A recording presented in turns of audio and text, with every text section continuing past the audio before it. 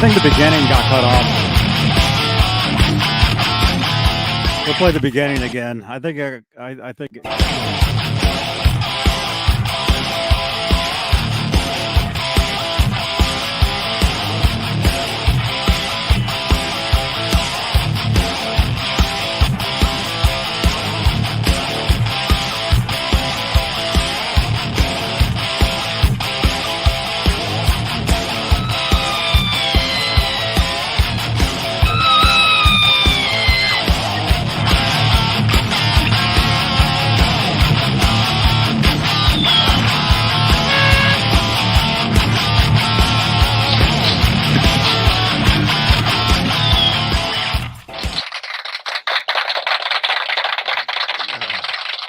Hey, listen to that.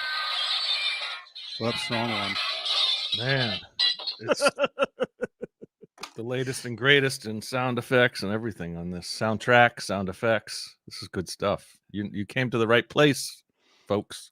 All That's right. 19 of you, or I don't know who's watching now. All 22. So we got more than that. All 22 of you. Welcome, you guys. This is Straturday night. John BL's Straturday night. It is January 22nd, 2022, 11:04 p.m. Eastern, 8:04 Pacific, out here in Santa Cruz.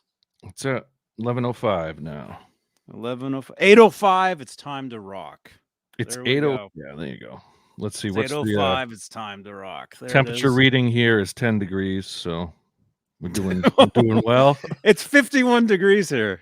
51. If we just lose a degree, maybe if Caleb or Johnny or Jay come in, it'll be 51, and they'll have 50 degrees out where they're at. Maybe. I don't joke. No, I believe. Yeah, I mean that's the truth. That's a nice balmy 51. I mean, you could go out for a walk in some shorts and t-shirt out there. Maybe later. Yeah. If you guys want to see that, drop some comments, smash some thumbs. Definitely. And yes. Let Johnny venture out into the cold 51-degree night. Yeah. Give him a reason. I sort of did. Maybe I will. I kind of did earlier. Sort of. Party begins. That's right, Warlag. Hey, dude. Warlag. Good seeing you. Good talking to you the other day. And let's say hello to the top tier of channel members here on Johnny Beane TV YouTube station. We have members. We have television network, internet network. Johnny Beane's internet network. We have people that actually want to be here. And the top tier of the people that really, really love this stuff, and we love you guys, are the executive producers, and they are Dave Ennis, Vinyl Freak 5150, Mike Neese, super supporter, Music Therapy Laz, Majestic PB and Jellycat, Wayno, False Flag, super supporter, Sherman Callahan, Andy Carson, Michael B. R. Habs, Warlag, the Chad, Lenny Lou and Mary, James Gum, John Moronic, Paul Martin Woods, brand new executive producer, Stephen Franklin, Michael Smith, the captain, Thomas Santiago, the captain, Thomas Santiago, Joe Christians, Jim Ray Hawkins, and Steve Carmichael. Michael Carsteve, good to see you. Steve Carmichael. Carmichael. That's the top tier. That's the top tier of channel members here on Johnny Beane TV YouTube station. If you'd like to become a channel member, click that join button right below the 17 thumbs ups. Thank you, guys. Thank you so much. And let's see. We'll do this backwards. We're live on Facebook tonight. Also, and Johnny Beane TV Facebook page at Johnny Beane TV on Facebook. If you're on Facebook, let's be Facebook friends. So follow me at Johnny Beane TV. If you'd like to help support over there, Facebook Stars is a way you can do that. You can always get a hold of us via WhatsApp at the number on your screen. And any super chats will change the color of my lights. So if you look behind me, you see what's called the guitar moire. That's where most of the guitars stay. I remember when there was like 5 guitars in there. Yeah. Now there's 6. Yeah, I mean, you got that new one. I can see you got one in the works behind you. I want to ask you about that one at some point. Sure, it's Straturday. It's Straturday. We can talk about that. So those are magic lights that change magically. Any super chats, donations towards this channel, towards these shows, keeps the motors running. Keeps the heat on Johnny's house, or off. Oh, there is no heat. No heat. I'm freezing. I wear this red. You can kind of see it right there. Oh yeah, this huge red jacket. That's what I normally wear. I don't wear it during these shows to kind of look kind of presentable. I don't want to be sitting here in some huge coat looking like I'm freezing. Right. Well, you're not. It's only 51 degrees over there. It's only 51 here in Santa Cruz. So there you go. Magic lights. If you'd like to help support the channel, any super chats will change the color of those lights in real time. What else could happen? Yeah, it's magic. It's a lot of fun. And I haven't said this in a while. This is actually a podcast. You can actually ask Siri. No, that's the Discord. But you can actually ask Siri to play the Johnny Beane podcast over on Apple Podcasts, iHeartRadio, Spotify, Stitcher, Facebook, Google Podcasts, Amazon Music, SoundCloud as well. So if you'd really like to get these episodes as podcasts, those are the places you can go. And I am planning other types of podcast content exclusive to those podcasting platforms. Wow. So yeah, it's incredible. Can't imagine what you'll be talking about. Well, tune in and see. So yeah, look for other podcasts, other type of things on other subjects. One of them possibly being Grand Theft Auto podcast. No way, man. You're getting good at that, huh? Dude. Is it even like a skill at this time, or you're just having fun? It's both. Yeah. It's both. But yeah, we're assembling a crew over there. It's madness. It's madness. I keep hearing about it. Someday I got to check it out. Oh, dude. I've seen a few of your streams, which is it's very entertaining stuff. So yeah, check that out. Like I was telling you, I was hanging out with Dr. Dre. Yeah, that was cool last week. Yeah. Going and checking out his studio. He has a studio. I was back there today, actually, in the studio. I actually did a walkthrough of his studio, and that will be a video on the channel here tomorrow. It'll be a video upload for you guys to check out Dr. Dre's studio within Grand Theft Auto. We need the 5150 Grand GTA world, you know? The plans are out there. Somebody build it. I don't know how to build digital worlds, but it shouldn't be that hard. That would be awesome. Do you know how to do that? Do you know how to create worlds in the world, in the GTA world, or that's like higher level stuff? That's real nerd stuff. Yeah.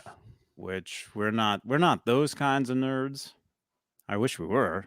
You know, somebody out there, someone in the chat. We'd be millionaires if we were. Seriously, because that would be really cool. I mean, if a couple weeks ago, I found the plans to 5150, the layout, the actual architectural plans, and so if someone out there knows how to design digital worlds, I would love to see that. You know, check in with Johnny or check Johnny's Facebook group, and those plans are out there. You can build the whole digital 5150 studio. Or racquetball court, whatever you want to call it. That's cool. So yeah. Pascal from France. Hey, dude. Bonjour. Man. Bon appetit. Bon appetit. I just had fish sticks. Oh. That makes you a gay fish? That makes me a fish. Yes. And corn. And corn. Fish sticks and corn. Ugh. Robot Master Switch, one of my cronies over in the GTA land. There is a creator tool within GTA Online. You could build it from 50 if you had the hours to burn. I'm sure someone out there has the hours to burn. I don't, but if I did, instead I spend my hours looking up useless Van Halen information and then sending it out to those who can use it. Cameron Brown, dude. The people that make GTA are based about 20 minutes from my house. Dude, that's incredible. Bring the plans over to them, Cameron. I want to see it. I want to see Johnny out there. I want to see him virtually recording in 5150. Oh, that'd be cool. You don't want to do anything. You don't want to do anything violent over there. It's got to be a nice, peaceful place. Man, I never told you. My friend actually recorded there years ago. Oh yeah. Mm-hmm. Was it a full-on project that he was doing in the studio with a band, or it was just like he had a chance to do a tour and record a few tracks, or how did it go? Do you want to get into that? I don't know. No, I will not get into it. Okay. I can tell by your reaction you don't want to get into that. So yeah, we'll talk about that some other time.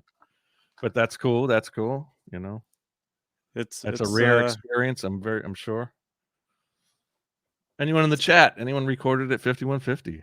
It'd be great if you did. Or anyone been to 5150? We do have a large audience out there. Gordon's Fisherman. Sharon, I don't think it wasn't Gordon's Fisherman. It was whatever the Trader Joe's brand is. Better than Gordon's. Probably better awful. than Gordon's. They're not awful. It's like Whole Foods or something. Oh, dude. I should have taken a screenshot, man. What do you got? I should have taken a screenshot. Here we are now. It's now 50. It was 51. Here in Santa Cruz, we went from 51 to 50 degrees. 50. It is officially 51:50 time in Santa Cruz.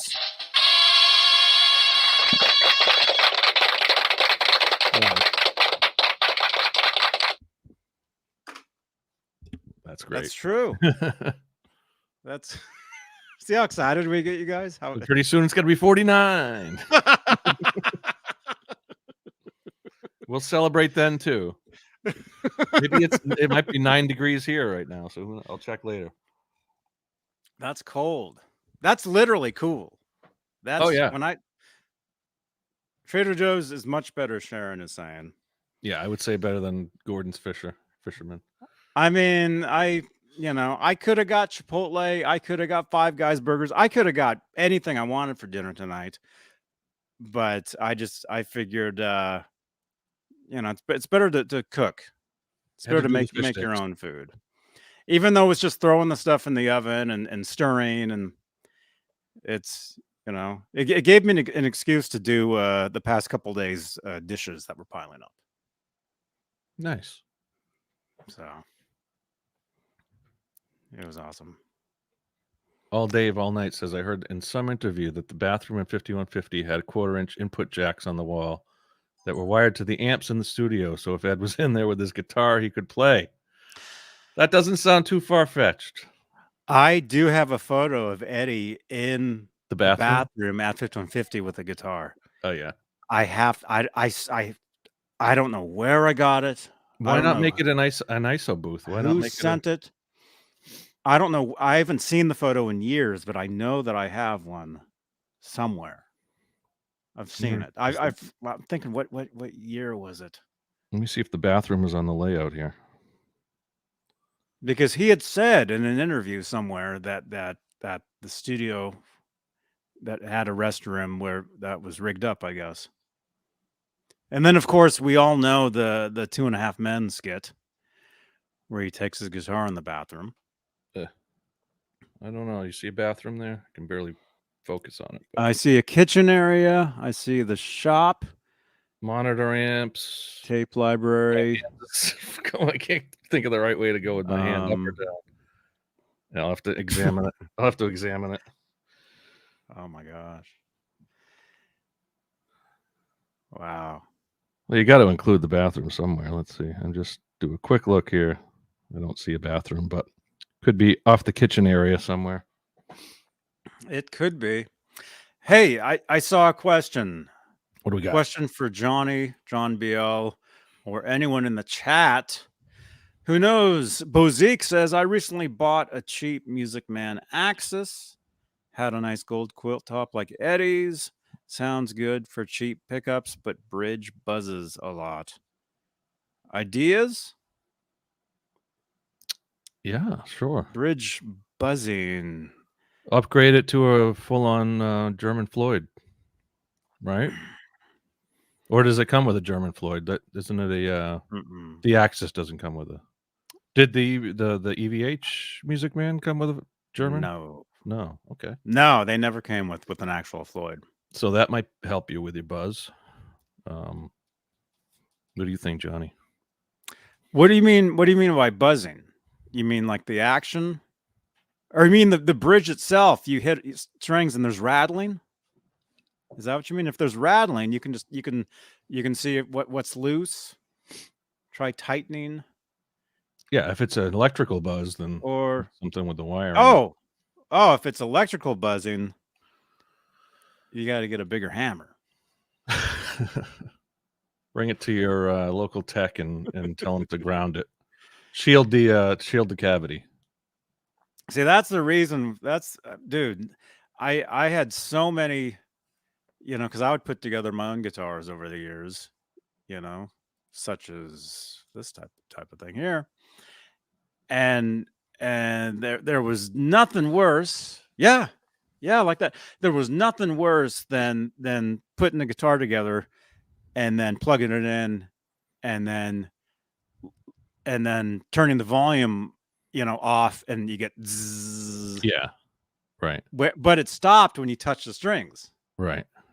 Yeah, I've never figured that out myself. I know you basically are grounding it to your body when you're playing, but you still shouldn't have, with a humbucker, you shouldn't really have an outrageous buzz. Maybe with a single coils, you're always gonna have it. No, well, no. I mean, with anything, you shouldn't. Right. You shouldn't. That means it's not totally grounded. But there was a lot of times where I just couldn't get the thing totally grounded. Excuse me. Oh, fish burps. Oh. Fish. Ew. There was a lot of. I'll just talk over that. There was a lot of times where there was a lot of guitars that I would play, and they were, bzz, bzz. Right. So there was a lot of shows where I would have to use a volume pedal, and then have the volume totally cut in between songs, so that annoying buzz wasn't going to the amp. Right, Kurt? That's right. Or a noise gate or something. Hey, Kurt. Hey, what's up, guys? What's going on, man? Johnny, I was telling Bozique, the 3 block screws that screw the plate into the block that are behind the saddles? Yes. That might be loose if it's causing a rattling sound when he hits the strings. One of those screws might be loose. So is it rattle? Is it actually rattle? Like, is it acoustic rattle or electric rattle? It's acoustic. He said at first he thought it was a fret buzz, but then when he put his ear, it's coming from the bridge. So something mechanical. Something mechanical's loose. Could be saddles. It could be the arm. It could be, like you said, the underneath the saddles. Yeah, the block, and sometimes they have the Axis have that those little fingers that hold the. Even the springs could make a little bit of a rattle, definitely. Yeah. Mm-hmm. I'd take it apart and just tighten everything. Or put a better Floyd on it. I think the Goto Floyds are great. Is that what it comes with? The Goto, the Axis comes. Yeah. Yeah, Music Man makes a good, as far as I know. I haven't had one, but everything I've heard, and the Axis are great. So the Axis was where Music Man picked up after Ed's contracted, or Ed had left to Peavey. But they were all the Axis built with the leftover stock of the no, some of them were, though. The EXs, the ones that were made in Japan, were leftover stock of what we know. Okay. And then they started making the Axis in the United States with fresh supplies. I would right. assume. Yeah. Yeah. Cool. Right, Johnny? He's like, I don't know. Probably. We should take a field trip down there. They're not too far from here. You should. I could hop in the car and be down in San Luis Obispo in probably a few hours. I just found out we have a piano factory in my town, like literally a mile away from here, and they build like world-class pianos. Piano town. It's a huge old factory building, and they build full-on 100% from beginning to end pianos, and people like Elton John go buy their pianos from there. It's crazy. It's right down the street. It's I'll find the name. Let me find the name of it so we can just plug. Just because, I mean, I'm not lying. Why would anybody lie about that? I don't know, but it's interesting. Hey, I'd love to take a tour. The local cable access place did a. You still have cable access? Oh yeah. Was it Channel 33? Yeah. I don't have actual regular TV. I haven't had regular TV in years, so I haven't seen cable access. Although I will tell you guys, I actually was on a cable access show, actually playing a Kramer guitar in 1992. 92? Doing the entire wanting to be Van Halen, which now is the last thing I want to do because there was only one Eddie. But back in the day, wanting to do all that stuff. And it'd be awesome to see that footage now because it was me in front of a blue screen with like a bunch of crap behind me. And actually, I was jamming with my buddy. He was on bass. I was on guitar. And this was on cable access. That was back when you had to go to a studio. And it wasn't live. They filmed it. Although I was on a live cable access show one time performing with the previous band in 2003. Actually, and I do have that footage. Maybe at some point I will release that. Drum it up. But actually, now that I think about it, that show actually had horrible buzz because something was ungrounded during that program. I just mean the show itself. It was like buzzing. Mason and Hamlin Piano Company. Check them out. If you're in the market for a high-end piano, and I think they start at like $14,000 or something like that. So I don't know how high end that is for piano. I haven't bought a piano recently. I did find a Hammond organ on the street corner a couple weeks ago. It's not a B3, but I found a Hammond. It's called a chord organ, and it's made by Hammond. It was for free on the side of the road. I do have it. Let me find a picture because it's down in my garage. So I'm not gonna go down there, but actually, it was by my fiance's house, and she's like, "Dude, come over and check this out." And we just grabbed it off the street corner. I got a piano right here in this room I'm in. It's a Jesse Finch. I have no idea what brand that is, but here we'll. Sounds like a Jesse Finch. Right there. Nice. Upright. Yep. Don't mind that's cool. Don't mind the table there. That's for business. Kind of business. Business.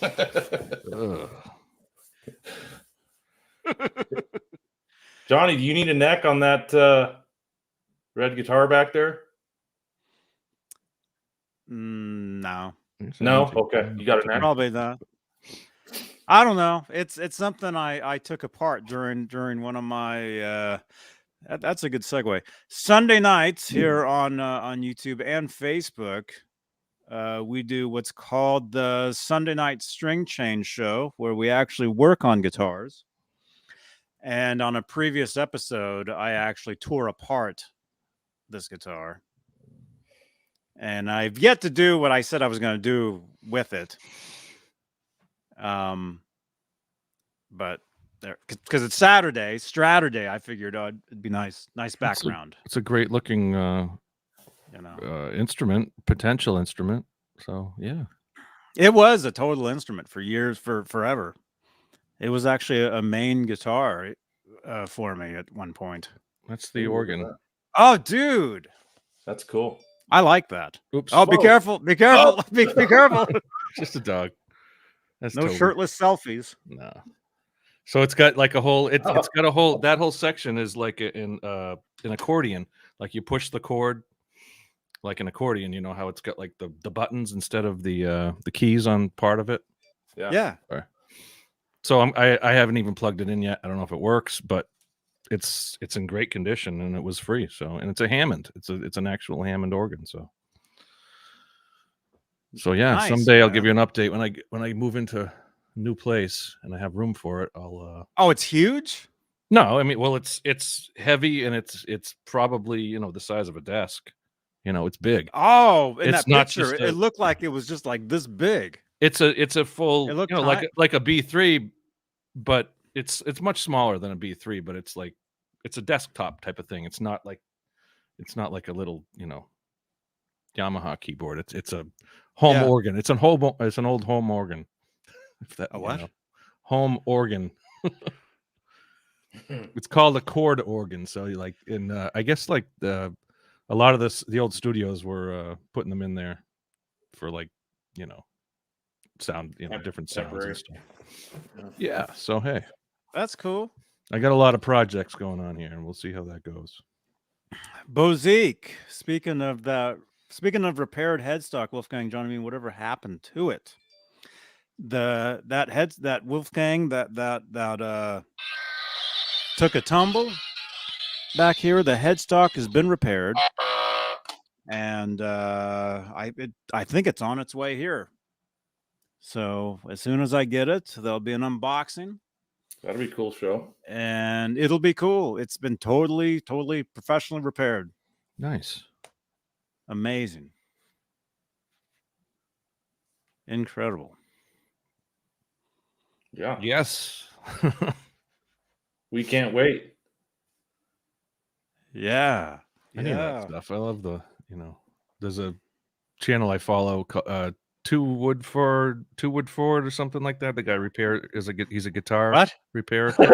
I can't think of his name. I'm gonna have to find it now. It's like it's two Woodford or something like that. Fernwood Tonight? No. Remember that show? No. Martin Mull? Fernwood Tonight. It was a late 70s. It was supposed to be like a talk show. It was Martin Mull and what's his name? In the chat, you guys know what I'm talking about. It was like a 70s talk. It was a fake talk show, but it was a spoof on talk shows. Twidford. Fernwood Tonight. It was awesome. I loved it.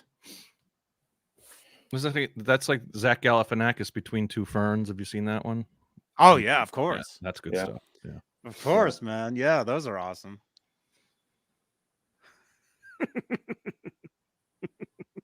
Santa Cruz says he had one of those he got for free, kept it in his garage for a few years, and then gave it away on Craigslist. Hey, that's what I might end up doing, but at the very least, it says it's got like 25 tubes in it, so you could probably, if the tubes are good, you can sell those old tubes for some good cash. So we'll see. Someday I'll get into that and fix it, see what I can do with it. Jay, no sports talk on here. Come on, you know better. Yeah, after last week. Football season's almost over. Yeah. No sports. I've learned two things in the last 2 weeks. No sports talk on here and no more tagging Jay on social media ever again.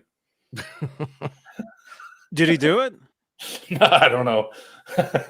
Yeah, Jay announced. Did he announce that on the show or was that afterwards? Yeah, he was talking about it on the show. What's he doing? But he was like, Kurt, you tagged me on like 30 things. All right, I won't tag you anymore. I tag him every day and stuff. You see that? I tag you too.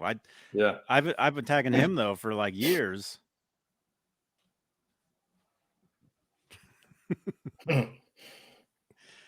And Who, me? I get it. Sorry, I missed that one. Podcast. Huh? Oh, I mean, I get it, but it's like I can't do without it for what I'm trying to do here. You have to be on it. You have to be on top of it. Yep. Like it's like 24 hours, like nonstop.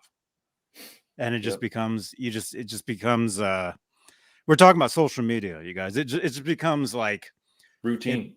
a routine, like the way you think, like everything I think, literally everything I think is an idea of how to do something I'm already doing, how to do it bigger, better, the next step. You know, that's what always. I mean, every night I have to restrain myself from going live, you know, doing whatever I do. You know? Yeah. I You mean, got to sit on your hands so you don't go live. well, it depends. It depends, but and I know some of you guys you kind of laugh about the GTA and stuff, but that actually helps because I go live doing GTA every night, and that actually curves the urge of filming my dinner or something. You know? Probably a little more entertaining, yeah, I would guess. Dr. Pinkle's in the house. Dr. Pinkle. Hey, Dr. Pinkle to the lobby. Dr. Pinkle to the lobby.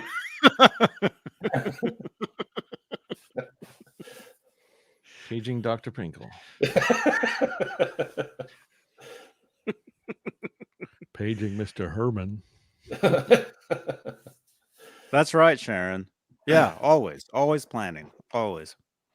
The Johnny Beane brand. That's what it is. My life has turned into a show. Can't show too much because it's not really Mm. What does that say? Is it Johnny Cash? No, it's Johnny. Oh, Watch out. Cobra Kai might make that into a Johnny Beane. Yeah, he probably will. oh yeah, dude, stand up. Let's see it. It's all good. Oh, we could have some fun with that. Johnny Cash. Is that a legal shirt? It's a Walmart shirt, so it should be. Oh, okay. We could do Johnny Beane, the man in red. There you go. You know, there's all those Facebook shirts. I'm always having to like block all these people trying to sell, you know, bootleg Van Halen shirts like nonstop. Right.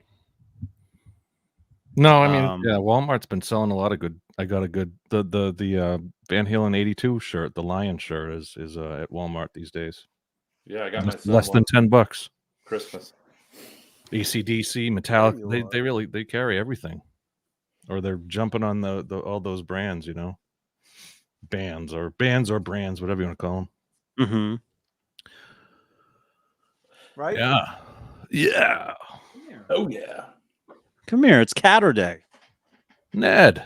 Come here a second. Come back. Oh. Bye, Ned. Ned's here. Okay, Santa Cruz 3600 asked, have you answered yes on the application that asked if you've ever been fired? I don't know if I've ever filled out an application where it asks if you've been fired. Normally it just asks for employment history. Maybe it's different in Washington. But last night I told a story about when I dumped like 6 garbage bags full of popcorn on my ex-girlfriend's front lawn when I worked at the movie theater and I got fired the next day. Oh yeah. I don't know why. You worked at a movie theater. That's cool. Yeah. What were you? What did you do there? Took tickets and then worked behind the counter, you know, serving nachos and popcorn. And I always wanted to be a projectionist. That was I always thought that was cool, like loading the film and, you know, doing that. That's like a whole the old 35 millimeter stuff back in the day. Now it's all digital. Yeah, that was like Other than the manager, the film guy was the top of the tier because they just didn't do anything. Sat on a stool all night. Mm-hmm. So did you get discounts for movies then, or like free movies? And the city I live in, they own the people that own the theater had 3 movie theaters, so I could go to the 2 other movie theaters. You just sign in, but my brother would sign in under my name and go to movies. Yeah. So was yeah, it like an old movie house type of theater or like a multiplex? like a multiplex. Yeah. Yeah. That's cool too, though. I mean, even those are dying these days. Sucks. Yeah, they just got good. Theaters got really cool, and then now I wouldn't go to a movie. Yeah, forget it. We now have one of those theaters that has a bar. It's an adult movie theater, so they have a bar and a restaurant. Oh, wait a minute. You can go and get drinks before the movie, and then you go in the movie, and then there's a button on your chair. And you can order food and order drinks while you're watching the movie. Yeah. Oh, that kind. Okay. We had one of those years ago. Not a bar with a pole. No, they call those. There's a name for those.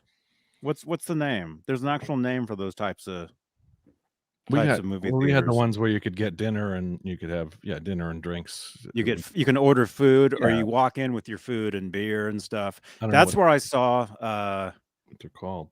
What was not the last 2 James Bonds, the first Daniel Craig one. That's where I saw that one.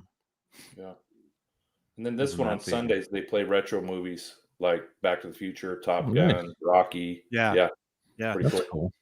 Man, I wanted to go in San Francisco at the what was it, the not opera, the symphony. You could go to San Francisco Symphony and watch Back to the Future, and they were doing the entire soundtrack live. Oh wow.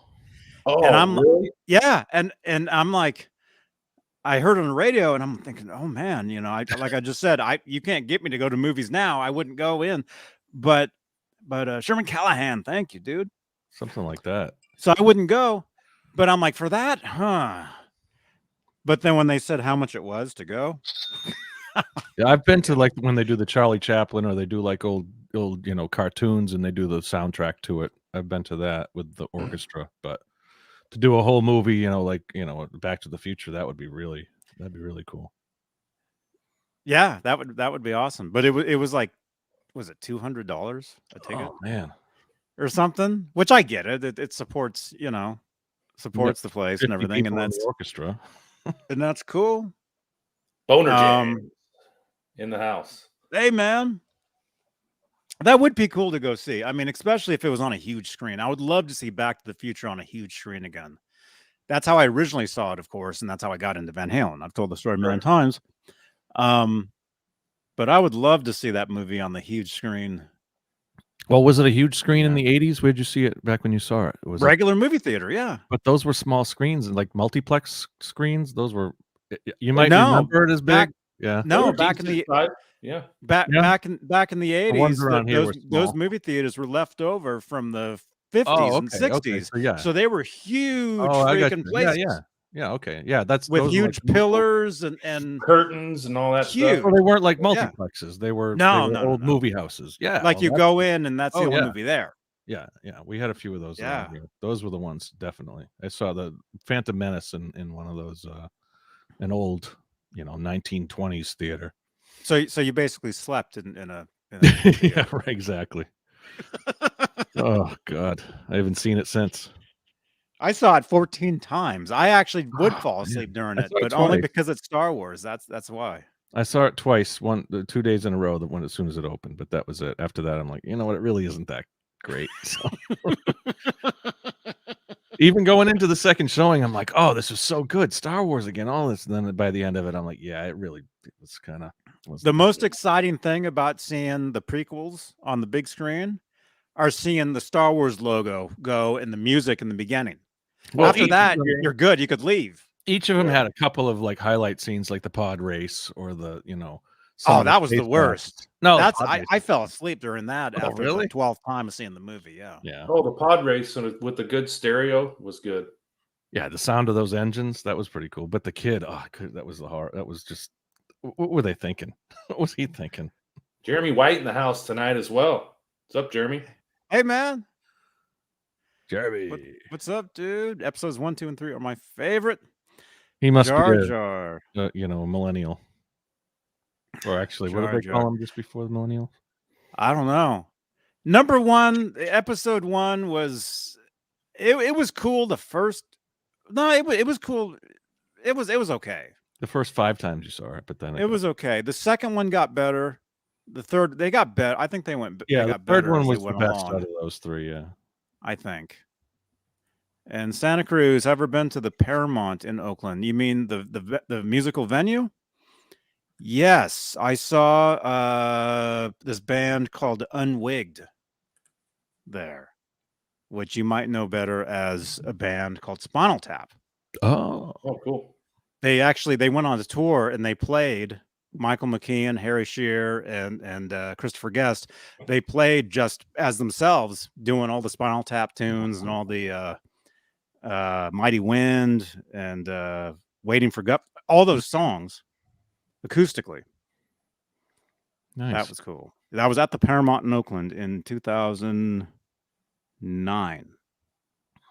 I remember. It was awesome. Nice. Boner Jams. I am drinking a amber ale from Spokane, Washington. No lie, Porch Glow. Just for you, buddy. Cheers.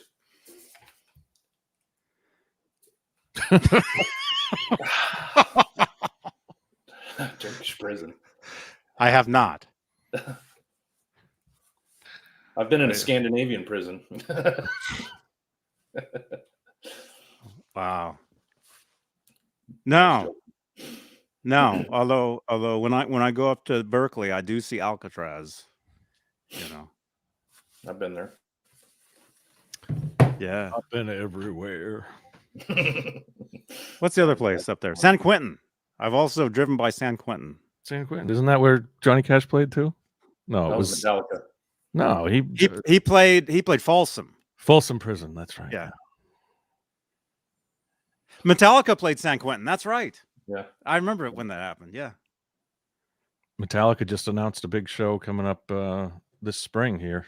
They're doing the whole Boston Calling, I think it's called, and they're headlining the with Foo Fighters. Rage Against the Machine was supposed to be on it. They backed out, but Metallica took their place. So that's gonna I'm not gonna be going to it, I'm sure, but it's like college kids. It's like a whole weekend. It's like a Woodstock thing, They do like a hip hop day, and then they do a rock day and a metal day. I don't know how they do it these days, but they've had to reschedule it for the last couple of years. So we'll see if it works this year.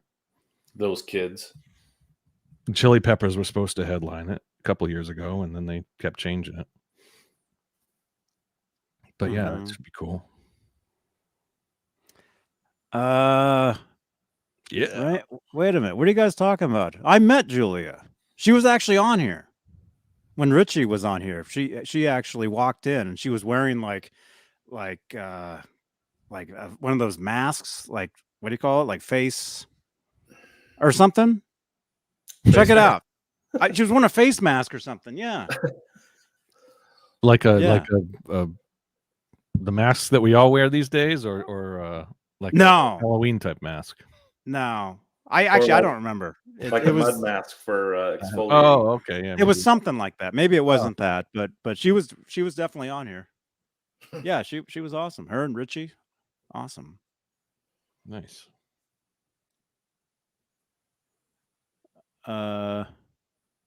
What? Podcast.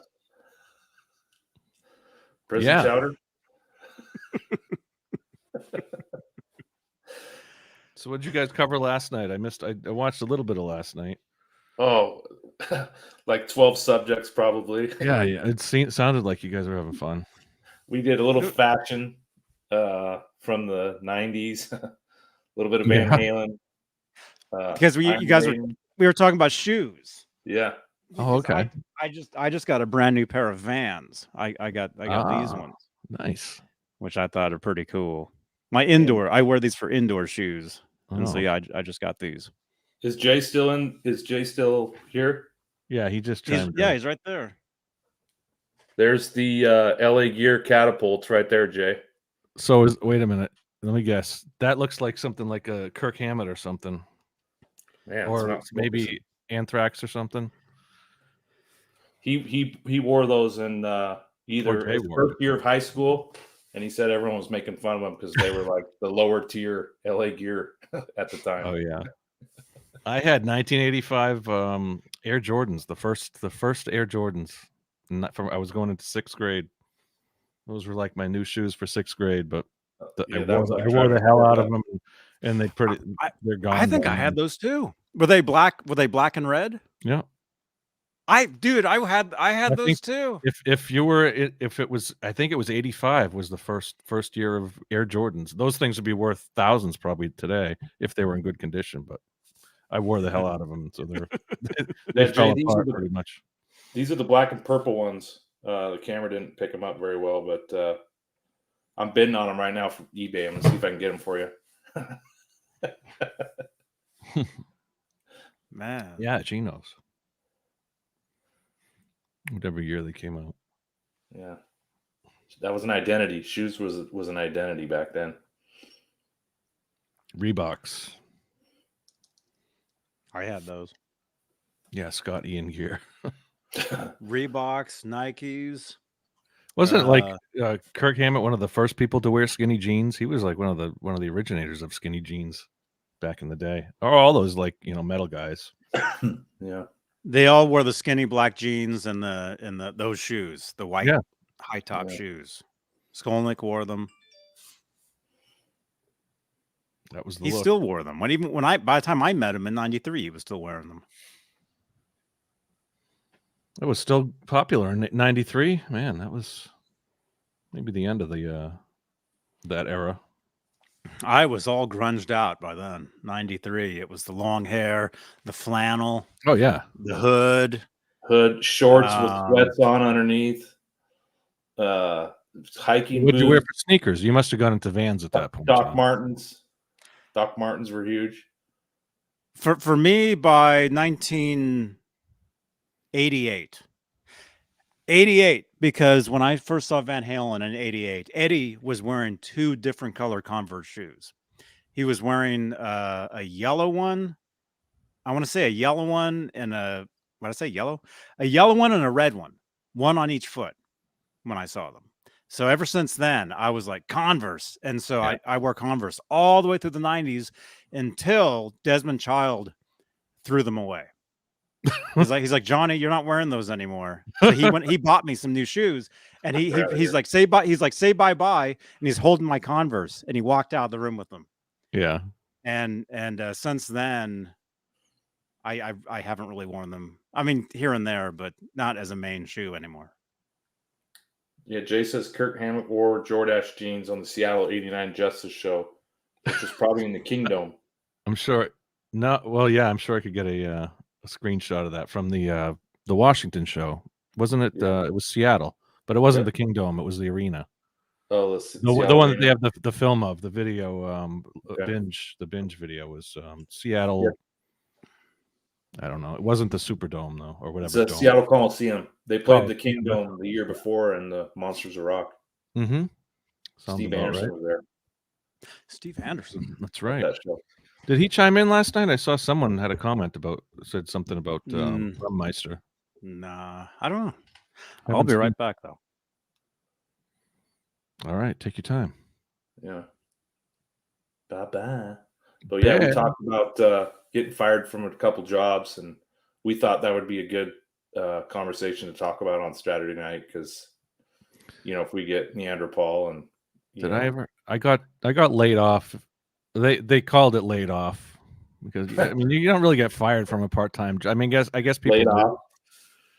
But yeah, it's we're gonna have to lay you off because a restaurant that I worked at, and like I was the lowest one on the totem pole, and they would have me like out sweeping the roof, literally like go up on the roof and sweep the roof because it was in like New Hampshire. It was in the woods, and we get pine needles and leaves up on the roof. So, and I'd bitch about it because I'm sweeping the roof. You know, what the hell am I doing? You know, that's get up on the roof where no one can see you and sweep.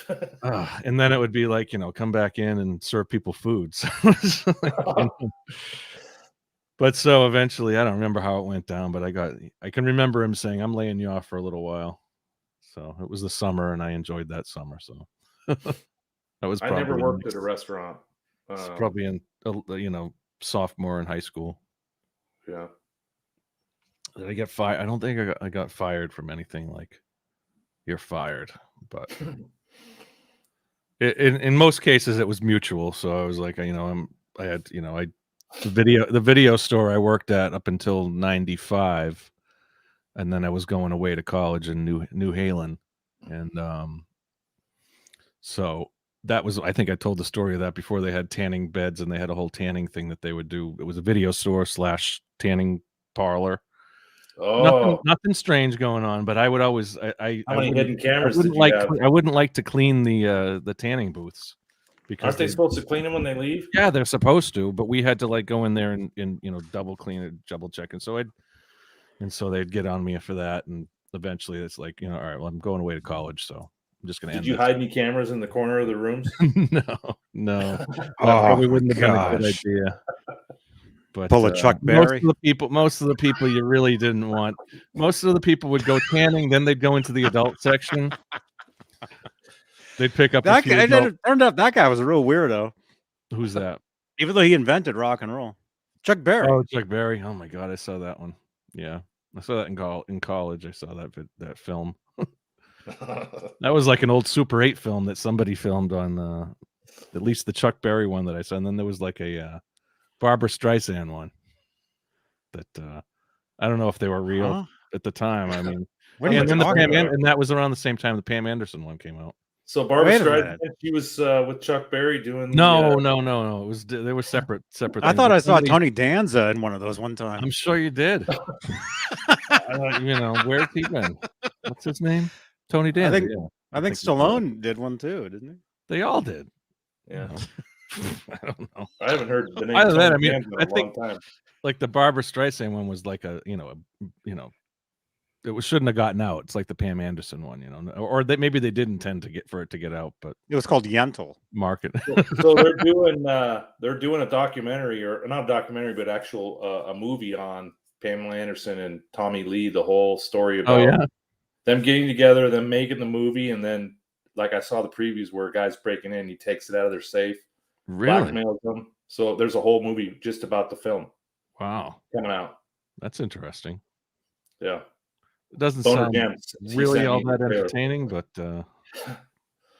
Boner Jam sent me the trailer. Oh wow! He'll probably be going to the premiere. Did you see the new Foo Fighters movie coming out? That looks interesting. It's almost like it's like a spoof, but it's also them kind of making an album, but all these hijinks. It's like Scooby-Doo. I think it's kind of like Scooby-Doo Foo Fighters in the studio. Like they're solving a mystery, but they're also recording an album. Do the Globetrotters show up? That's kind of what the vibe that I got. It looks funny as hell, man. It looks really cool. I mean, you can imagine what they would do. I mean, Dave Grohl has a great sense of humor, and Pat Smear, or was it Pat's? No, who's the other? Pat Smear is the guitarist. Say Pat. Pat. Did I say Pat, or I meant to say Pat? No, who's the? I got the drummer back here. The drummer. Taylor Hawkins. Taylor, yes. They all have. I mean, just go back to their early videos. Yeah. They have a great sense. Oh, go back to Learning to Fly. Yeah.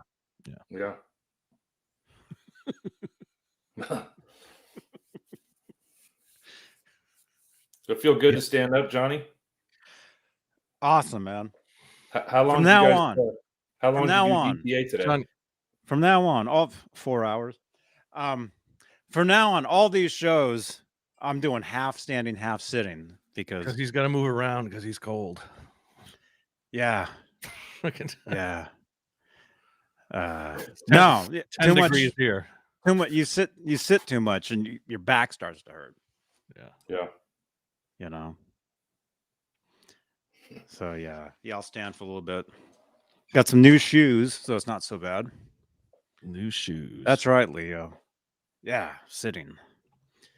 Not good. That's right, Sharon. Pat. Pat smear. Pat. Oh, it's not the other one. It's Pat. Right, Paul? I agree. I agree. We'll get a soundbite of that, and we'll just put that in every once in a while. I agree. I can do that, man. There's a I can do that too. For my Stream Deck. There's actually a free program that I can get where I can basically, well, I think I can do it with my Can you finish a sentence? where anything I say, I can like instantly record it and then play it back, like Wow. You can do, few I can do seconds, better. like I can do sample. better. like sampling. So like 80s technology that you finally have caught up with. Yeah. Shots fired. Yeah, it looks like that. Nice. So if it's That's free, how you can that's how I do all my scenes. That's Yeah, really it- cool. free, you can shut the lights down behind you. You won't need that anymore. There's Yeah. It's basically a new version of a thing that's been around since the 80s in radio called an instant replay, which is basically a hard drive with 50 little The loop. buttons on it that you would do on it. Yeah. Yes. Sampler. Pretty much. Hello, Keith. Hello, Sharon. Hello, James. Hello, Santa Cruz. Hello, Cleveland. Hello, Cleveland. Hello, everyone. Hello, Springton. It appears that I look blurry in my video. do. It could You just do be look a my little blurry. Your feeling audio's all- cutting out too. You feeling all right, Paul? I think your internet. Where's my audio I cutting think your out? internet's kind of weird. Well, we're having storms here. Oh god! What Sounded was like that? my fish sticks.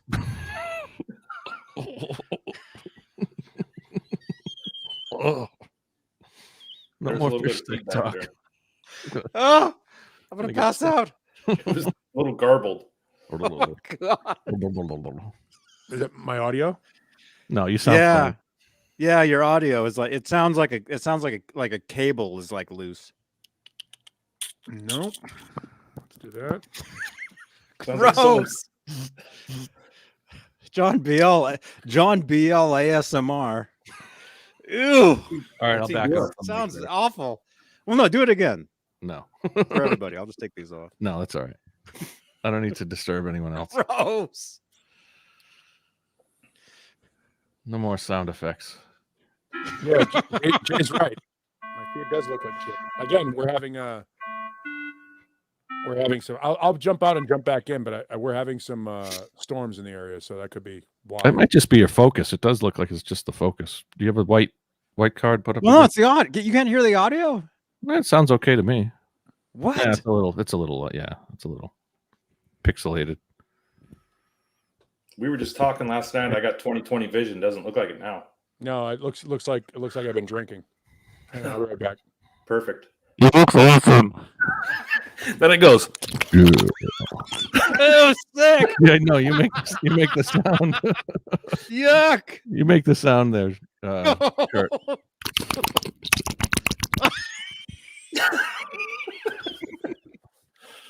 Gross. Oh, sounds like Pat Smear. Oh God. Everybody listening to the podcast just fainted. These Ew. FM58s, you get real close and it gets real intimate. Yeah. Oh, much better. There you go. I got Let me put my other glasses on.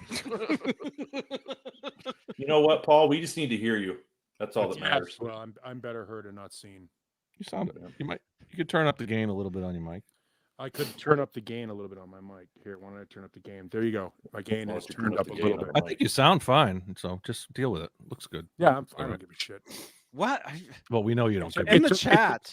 It took so long for me to get That's- the link. that's for not the me, show is it? tonight. Yeah, it might be you. Is it Sorry. me? 'Cause In the everybody else chat. sounds fine. Are my headphones breaking? Everything sounds How's fine. everything? All sounds fine to me. How's he sound, Kurt? Good. Yeah, Johnny.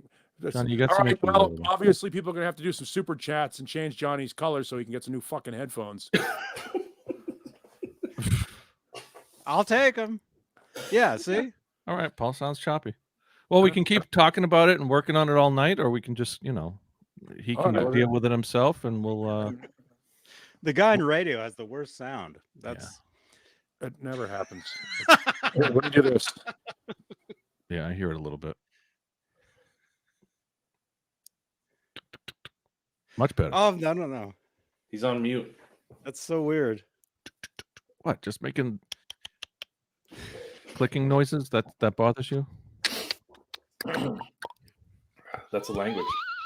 You can't snap anymore because of this thing. I got a strong snap. Listen to that. Finally. You know what? Is it better? Anything better? It's tolerable. It's not a big deal to me. Fucking I know don't what know. it Maybe is. to Johnny, it's a Fucking big deal. tolerable. I don't know. Who gives a shit? Yeah. We're happy to have you, Paul. We're happy Yeah, to we have love you. you, Paul.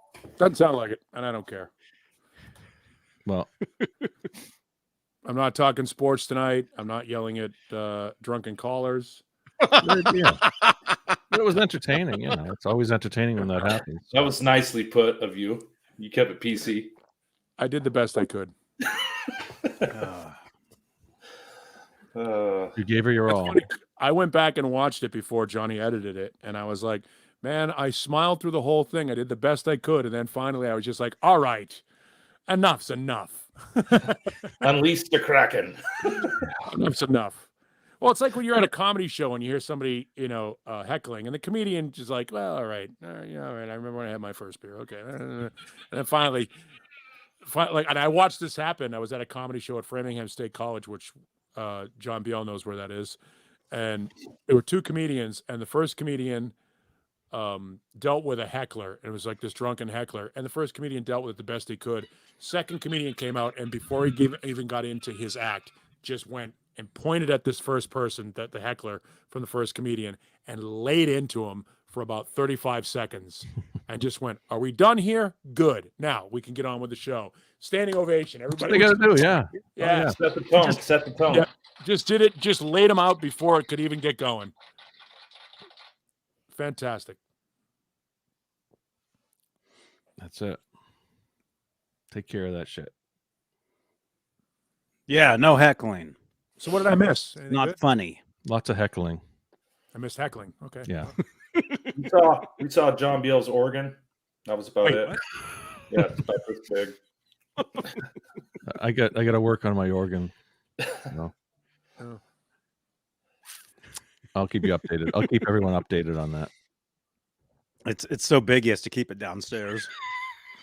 Yeah, got to put it in the back door to get it. Doesn't have room for it.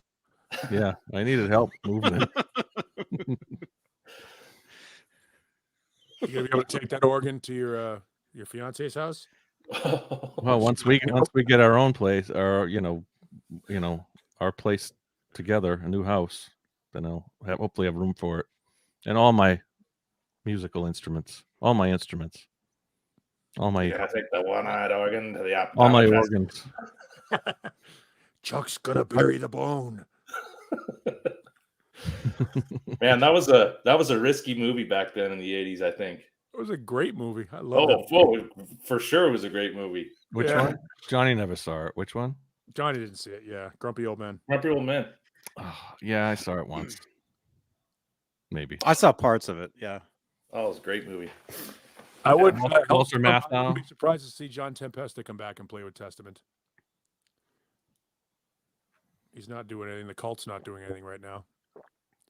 Excuse me for a moment. Bye, John. No more about talking his about your organ. further. The New Testament drummer. Yeah, Gene Hoglan quit Testament this week. Oh, That's the big, I guess, metal news. That and the fact that Metallica is headlining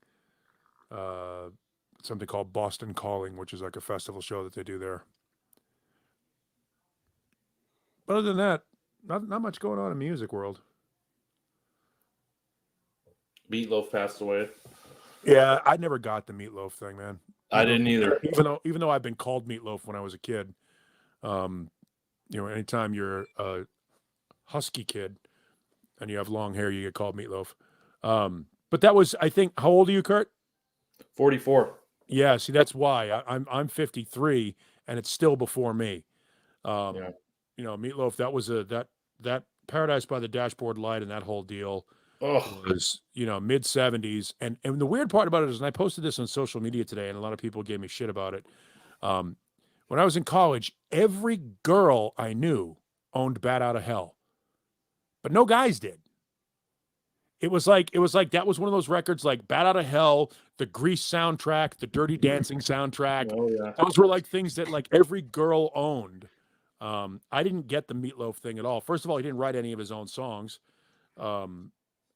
And secondly, you know, he talk about a guy that had the largest gap between commercial viability. I mean, he went from the mid 70s to early 90s. I mean, you know, almost 20 years between hits. It was pretty amazing. And then he tried to cash in a third time with a Bat Out of Hell 3, which was just a bad idea. And that's when I met him. Couldn't have been a nicer guy. Super nice guy. Which one was that? Desmond Child did one of those. That's the one. That's the third one. The one that Nikki Sixx wrote on, and yeah, it was like I don't know, early 2000s, late 90s, early 2000s. Was that the one with the Sammy Hagar song too? Because Sammy had a song that Meatloaf covered, and then Sammy released it on his own as well. It's possible. Amnesty is Granted is what it was called. Yeah, it's possible. You know, and Gretchen Zeppelin brings out the album art. Yeah, one of the problems with Bat Out of Hell was a lot like Molly Hatchet records. You looked at the album covers and thought, wow, this is a pretty metal record. Then you realize, oh no, this is not metal at all. Mm-hmm. But his daughter, Pearl a Day, is super talented. If you've never listened to the Pearl record, Little Immaculate White Fox, you're missing out. It's a great rock album. Yeah, and she used to sing with him. She would do the duet. She was also the background singer for Motley Crue for a while. Back when he came to the club that I worked at, and him and his daughter were doing the whole Paradise by the Dashboard, or I don't know, everything. Do you know who sang the original for Paradise by the Dashboard Light? I'm sure you do. Ellen Foley. Yeah, Ellen Foley. Who was on Night Court. She was the original district attorney that was replaced by Marky Post. Oh, You've seen Ellen Foley in a bunch of stuff. You just don't realize it. Blonde hair, big eyes. Had no idea what a voice on Ellen Foley. Like Marky Post. She was all right. Yeah. And yes, Pearl a Day is married to Scotty Ian. Oh, okay. They did one or two of the Jason Becker Not Dead Yet benefits. They performed. Yeah. She performed. Yeah, she's got a great voice. She's super talented. Ready, Jay? And go for Jay. Oh, hey, there it is. Yep. Oh, There wait, it is. wrong one. There we go. There it is. Some of that. Thanks, Kurt. You're welcome. I wore this to it was a The birthday party? Yes, one of Ellie's classmates' 5th birthday today, so I wore this to the party. That's great. You know, Yep. along with my "fuck you" shirt or hat. You know. No, I'm joking. I don't wear this. I don't wear this. That would be pretty entertaining to see what some of the moms really would be saying about you if you wore that. Well, it's funny because my God. yeah, Jeannie has you guys know the band Death, right? Anybody? We've got their whole catalog. Yep. Yeah. Well, That's another band that is more legendary because they're no longer around than they were when they were around. Death is dead now. Anyway, back to my story. Then stop mentioning the fucking band. There's purpose. There's a reason why I'm mentioning it. Can't wait. Here's the thing, Jay. You asked if anybody knows who Death Does anybody was. hear Paul? His audio is kind of shitty tonight. I can't really hear him. Nobody said. Yeah, one of the things that you said there, Jay. Look, dude, I don't give a fuck. I'm I sorry. hear what you're saying. I've been banging all afternoon. I don't give a shit. Wow. What? Nothing. Wait, Paul, can you hear me, Paul? Paul, are you there? Hello?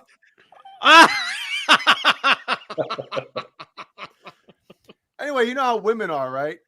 Oh yeah, I know. I wear Yeah. masks. You're going to something, and it's like, oh, what shirt should I wear? Does this, blah blah blah, and like I'm the fashion aficionado. Like I don't know anything. My if I could wear the same thing every day, I would. I don't give a shit. I have like two. But pairs you of pants. do. Yeah, I see you like 2 times a week in the Yeah. same shirt sometimes. Yeah, I have like 2 pairs of pants that I rotate. Right. Yeah. I barely wash them. How to cook 50 humans shirt. Yeah. So she's like, what shirt should I wear? I'm like, get your death shirt, because she has like one of those long sleeve death shirts with like is it the Sound of Perseverance or is it like leprosy or something? I forget what shirt it is. But instantly I start laughing, She does too. But how funny would that be? You go to a 5-year-old's birthday party. I'm wearing I eat 'em raw and a shirt and a fuck you hat. And she's got a death shirt on. That would be great. Sharon Wilddollar. What happened? What'd she say? Johnny will highlight it. I'm trying to get the chat out here. Oh my gosh. At least Paul's playing a real guitar tonight. Nice. Yeah, Jay's looking for a guitar from me. It's not coming anymore. Everyone grab your SGs. I effed that up tonight already. 5 minutes in, I effed it up. I'm going to use the money that Jay's not going to give me for that guitar to buy a new microphone. Might need more than that. Where's the comment? Where is it? Yeah. That one? That should be the name of my album. She was the one saying that you were shaving your back on the porch one time. Wow. It's not all you shaving. They were saying that. That's surprising. I'm not very hairy. He doesn't have a porch either. He's got a deck. Hairy balls on you. Am I the only one that's noticing Paul's audio? Yeah. Wow. No, We'll talk about it all night. We'll just it's keep muting and choppy. Yeah. I think it's a connection. I don't know if it's his mic, because his video is kind of weird too. He said it's storming though, so maybe it's Yeah, it's internet. storming here. But usually the first thing that's affected is the video. Like it'll reduce the quality of video. It'll make the video choppy before the audio goes to crap. I don't know. Well, we'll just have to see how this plays out. It's a podcast, everybody. Podcast. Crappy audio podcast. Now it's just video, no audio. So why do you have the SG out? Any specific reason, or you just felt like jamming on it? Closest guitar at the time. SG is always a good choice. That's my go-to. If I'm going to just pick up a guitar and play, do it with an SG. See how I don't Paul know. doesn't look strange playing an SG, but John BL holds it up, and it's like, why does he have that guitar? Yeah. I don't think I could hold one either. No, I look like a dummy playing that thing. I thought this would be like perfect for me, like. It's funny though, because we talked about this before. The guitars that take on like the personality of the person playing the guitar. Like I don't see Caleb playing an SG. No, me neither. What guitar would look good? Would I look good playing? Can I get in the chat? What guitar would I look good playing? That one or Cobra Kai. Like a Yeah. fire. Here's your assignment. An inflatable one. I have a few different ones I could probably accommodate, but The Prince Yellow Banana guitar. really, No, I have a yellow. I do have a yellow guitar there. I have a yellow Kramer. maybe just No. a nice like Stratocaster. Too bad I made it into a Stripecaster. A Stripecaster. So a Glary. Oh, okay. They're cheap. I can probably get a Glary. Yes. No, that's out of your price range, John. Come on, let's be honest here. I was looking for Neck's too nice for you. Could do worse, I guess. Somebody pointed out Keytar. Yeah. double neck, like a Gibson 1175 double neck is like $9,000. No, thanks. $1,275, but that's all right. Oh, there's two. Wow. So you're at, Oh, Hey, what kind of pickups does a regular SG usually come with? Not like there's no regular. I don't think. well, does the SG usually this one has 490 and 498s in it. what I'm saying. Does it come with covered pickups, or what's the norm? Like if you're going to buy a high quality, like a top of the line SG. Probably that. Okay, because Is that a it looks custom? it looks better. It looks good with those chrome tops on it. Yeah, Chrome covered SG standard. SG standard comes with the bound neck, the gloss finish, and covered humbuckers. This is the special. This is the low end. Yeah, the It's SG standard special. standard Gibson pickups with no binding and dot inlays. Yeah, pretty much. But I like it. So I always wanted an SG. So what pickups are in that one compared to the standard one? This one? Just basic, whatever These the are hell like they. the Gibson stand. I don't know what they're called. They're just Hamburgers. Gibson Oh pickups. my god! Gibson dusty pickups right there. Yeah, I don't know what it is. It's funny because the bridge on that is a little different too. I don't know what bridge that is. If that's the ABR, I think so. Yeah. Is that Speed Racer garbage pail? No. You don't want to knock. Oh, I guess it is. Just looks different. Look different from that distance. Look like one of those '80s Gibson, the weird bridges that they had for a This while. is just an 05.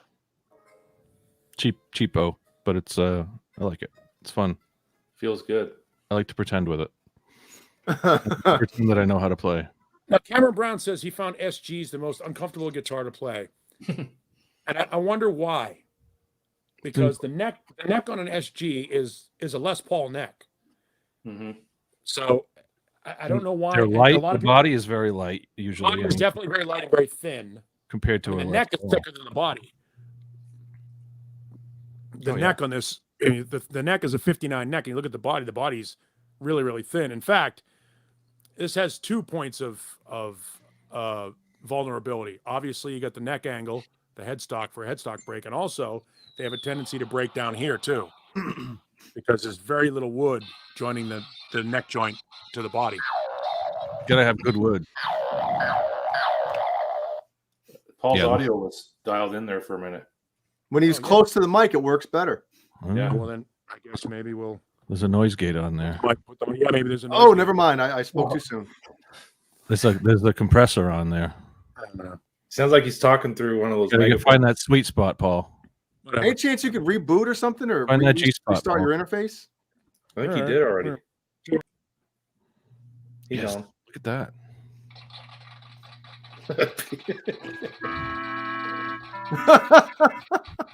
Next time, Next time on audio issues. as the audio sucks. Yeah. Tom BL, get a better guitar. Hey, Will this Paul's audio improve? Yeah. Better guitar. You can't do better than an SG. That was always that was even before I liked the 5150 or any of that. Oh, don't say that. I was an SG fan. Whoa. So False flag. Sorry, guys. Never played a Gibson. I bonded with. False James flag. Bond. I agree with you. I totally agree. False flag. I totally agree with you on that. I know, man. What the fuck? what did you just say? Nothing. No false flag. That said was false flag answer. that wasn't me. Okay. Yeah, Time that's stamp that son of a gun. Time stamp it. Here we go. yeah. That's a rare. Flip it. Flip it. We need to make Johnny a flat Johnny with just your head, and every time you talk to false flag, you lift it up on a stick. Yeah, there you go. Cobra Kai, get him make him one of those. You guys, I curse all day long in real life. What's that, Kurt? Amber Oh. Ale. Oh. Kurt, can you tilt your camera down? Because we're only seeing like you're from your neck up. Oh my You want to see his balls? There you go. John, No, BL, the other way. John BL is happy.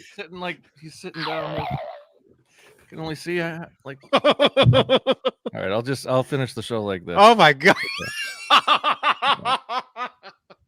That good? Oh, that's awful. I can't do that. I guess I'm gonna tilt it up. Tilt it the other way. Is that better? Oh. That's much I don't know. Is this better? That's what I Oh, kept is that what saying. it was? It just Sound my good? neck? I didn't want to show my beer belly. Okay, that's all good. Is mine better now? Whatever you're comfortable with.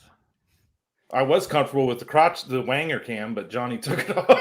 Perfect. There you go. That's what we're looking Better, for. much better. We'll all do it. Yes, you got it.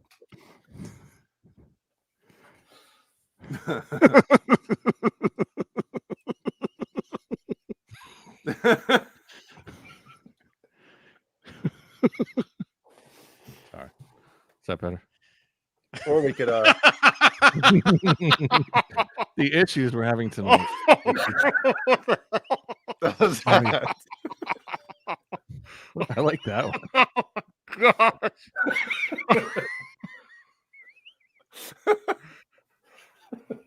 Oh my god! Oh. What happened here?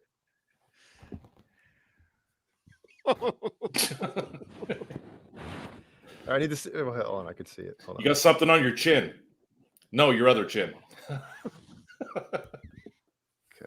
we're back. Yes, I Clayton feel James really Hicks says Eddie Van Halen's birthday is on Wednesday, Metal Wednesday.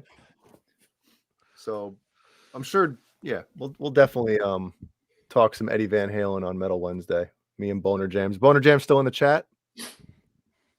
Or is he tending to his boner? Oh my God. He's in a different chat. Yeah.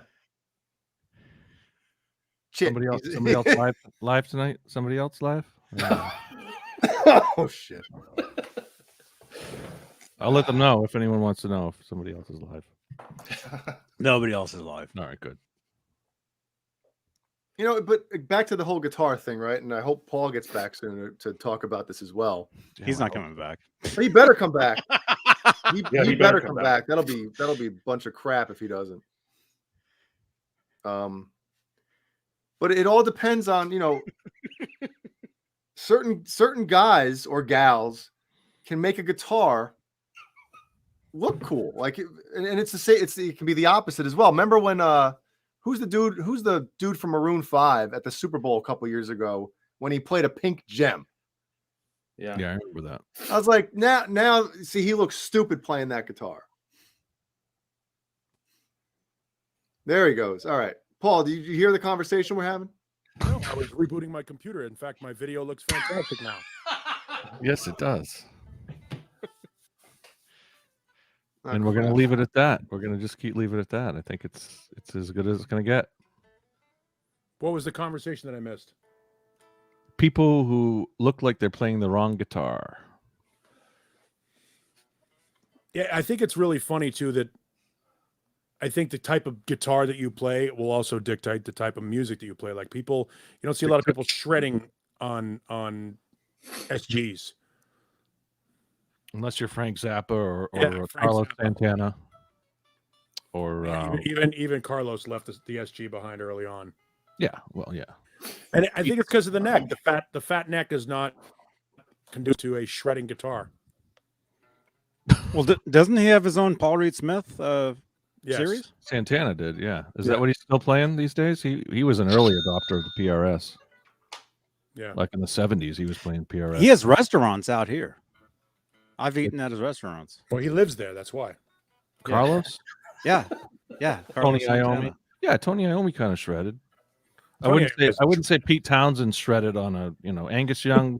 Pete Townsend shredded his hands on. Yeah. Pete Townsend, it's funny. Pete Townsend is not a great soloist at all. No. That's not. He's not a soloist. That's not With what the he's exception about. of the solo at the beginning of Eminence Front is fantastic, but other than that, he's not a great soloist. It's not a shredder guitar. The SG is not a shredder guitar. Even Angus isn't a shredder. Angus plays pentatonic scales. He's not a classical, neoclassical shredder in the style of an Yngwie or a Tony McAlpine or a Vai. That's not what he does. And this isn't that kind of a guitar. I think for our level, Paul, you and I mean, we're not shredders. I'm not a shredder. No, certainly not. We can play chords and we can Yeah. play with a not a feel a shredder. little bit, but Yeah, but I'm not a shredder, and that's why I like the SG. Maybe I like the SG because it's basically a Les Paul with a different body. That's all. And it really is.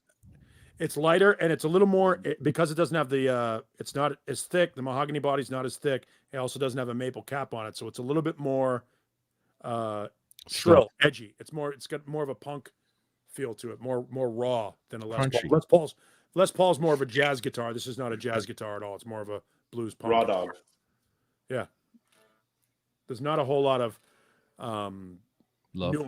nuance in an SG. An SG is just turn everything up to 10 and go. Mm-hmm. It's very basic. It's got a, but it's basic in a good way. That's what I like about it.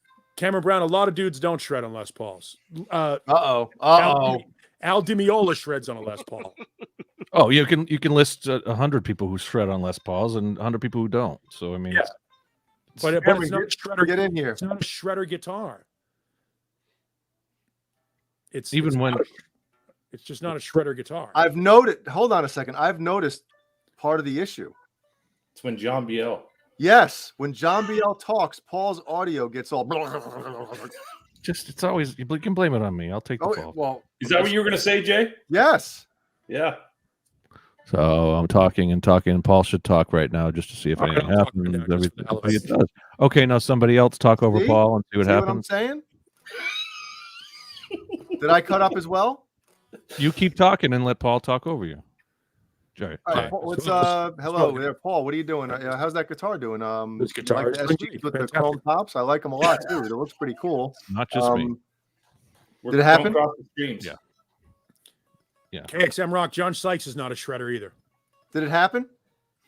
It sounded like when anybody's talking over him. It did. So now we know the issue. It's because John Biel is talking over Paul. No, it happens when you're talking over him too. Yeah, but nobody noticed it then. Because I wasn't doing it. Okay. Did you see his face? You get it. Did you see that? Come on, I've been at a kid's birthday party all afternoon. You got to give me some slack here, everybody.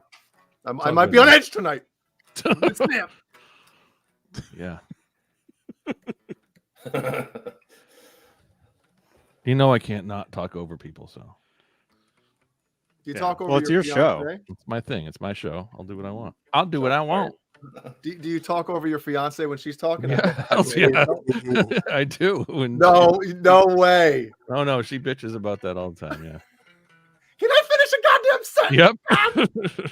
She's gonna text me right now. She's gonna say, "Yep." I told you. I can't figure it out. I can't figure out how to not talk over people. So I guess it's one of my things I need to work on. Do you have any tape? That would work. Yeah, I do actually. That orange gaff tape, or you got the black gaff. Okay, black gaff. Yeah, that'll work. Or a gag ball.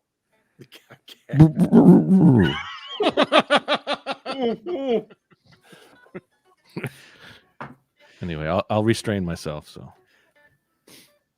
yeah. I thought we had a new image on. Thought Symmetry was on there. Schmitty. We did. I deleted it because I had to get rid of that one. Yeah. Smitey. Well, speaking about shredding on Les Pauls, I mean, there you go. Well, no, I mean, an interesting right there. Cameron Brown brings up. Look at that. There you go. But Cameron Brown brings up a couple of guys who I would disagree are shredders. Good topic. John Sykes is not a shredder. I'll give you that Doug Aldrich is more of a shredder than John Sykes. John Sykes isn't a shredder. He can play fast, but the shred style of guitar isn't about just being able to play fast. It's a style. It's based. A lot of it is neoclassical. A lot of it is very technical. In playing in modes that, and you know this, Cameron. I'm not telling you anything you don't know, but playing in modes that are extremely regimented and musical. And John Sykes doesn't play like that. He's a pentatonic box player.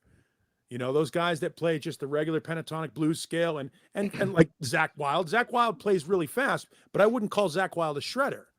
Shredders are guys like Yngwie and Joey Tafola. And yeah, I would say Jason Becker. So is a Strat a shredder guitar? Strat's the first shredder guitar. Yeah. I mean, if you're going to look at guys, I mean, the argument to be made is Hendrix a shredder? I don't know that he is, but I know Blackmore is, and he plays. But at the time, there was no such thing as a shredder. So, no. Look at Dick Dale was kind of a shredder back in the day. Richard Dale. That surf music. That was. I mean, again, it was simple. It wasn't, modes or anything like that. But it was. I mean, he was fast and accurate. And he would play a Strat. Shred guitar is absolutely modal in a way that is way more musical than your average blues-based pentatonic scale guitar player. You know, Les Paul was a shredder. Les Paul was absolutely a shredder, and he did it on Les Paul guitars. He also cheated a lot too because he sped up the tape. And he hated the SG.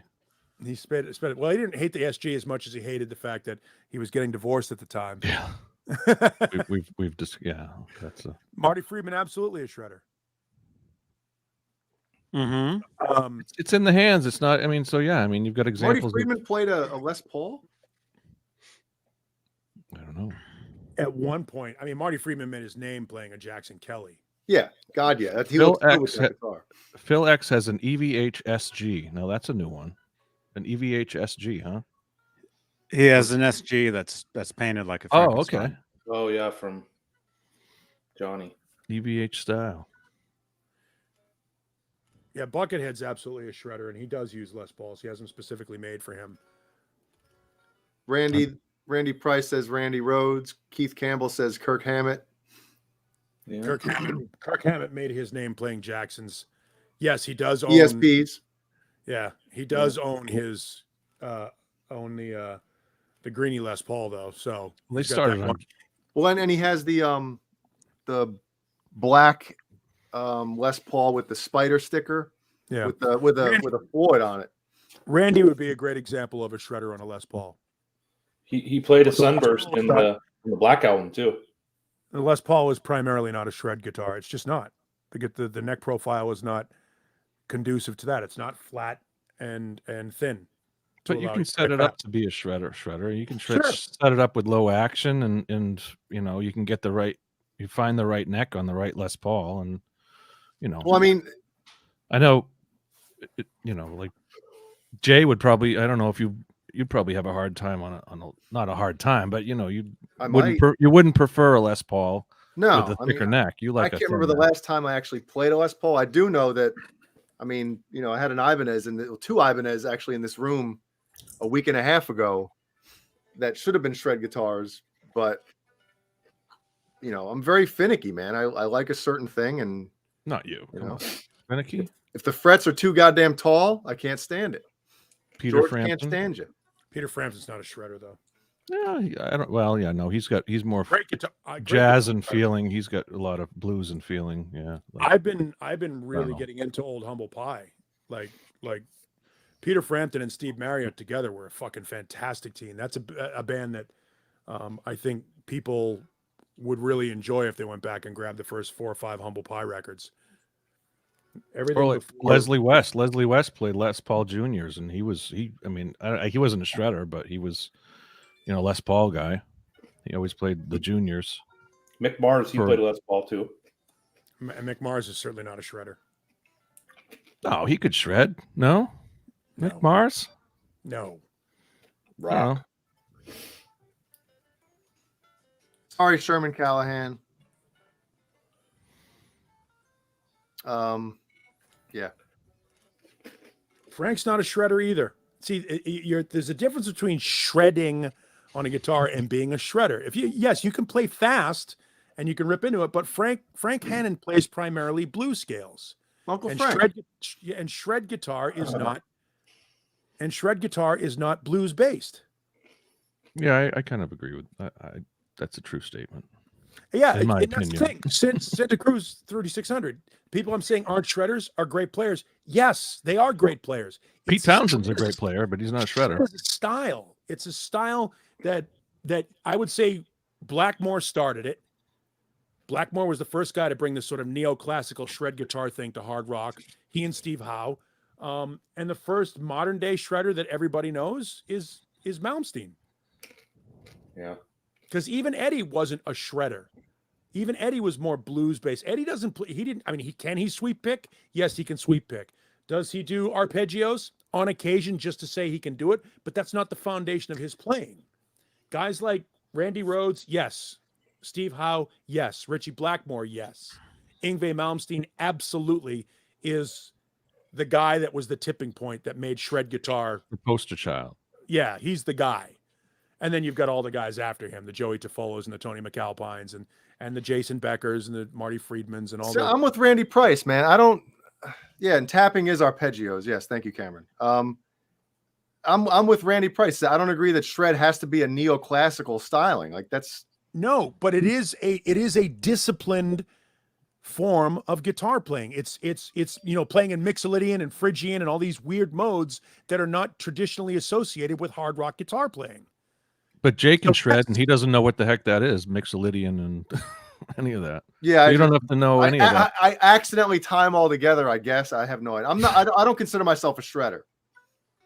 But if I think you can shred. I've heard your albums. I think you can shred pretty well. Well, thank you, John B. I appreciate that, man. Yeah, you're right, Santa Cruz. They are great players. But the traditional style. Uh-oh. I love the reaction. Uh-oh. Oh my God, he's getting ready now. I don't want to drop it. Who is this? Who we got on the line? Paul doesn't want to throw the guitar across the room. Hello, you're with Johnny Beane. Hello. Oh wow. Hello, Johnny. It's the Australian Johnny Beane. Hey, Australian Johnny Holy Beane. sir. Good to hear you. What are you up to? Yeah, good to. I'm just. You can see me. To your. Sorry. Oh, nothing. Hey, What Ned. are you doing? Paul, what are you doing? In relation to the chat, I just want to tell the guys: do you consider Alan Holdsworth a shredder? Because I've seen him live, and he's an alien, and he was an amazing guitarist. But do you consider him a shredder? From what I've seen, I would consider him a shredder. Definitely. Sure. I don't think he plays. I don't think he plays shred guitar, but he's absolutely a shredder. Yeah, he can. That's the thing is, if that's an element of his playing, if those harmonic scales and playing. No, I can't. They can't hear me. Nobody can hear him. You sound all right, Paul. Yeah, it's an element of the playing. The playing is Do you want me to involved say that again, or different scales. What? It's like Al Di Meola. He's Right. along the Holdsworth. Any of those Yeah. fusion kind of guys.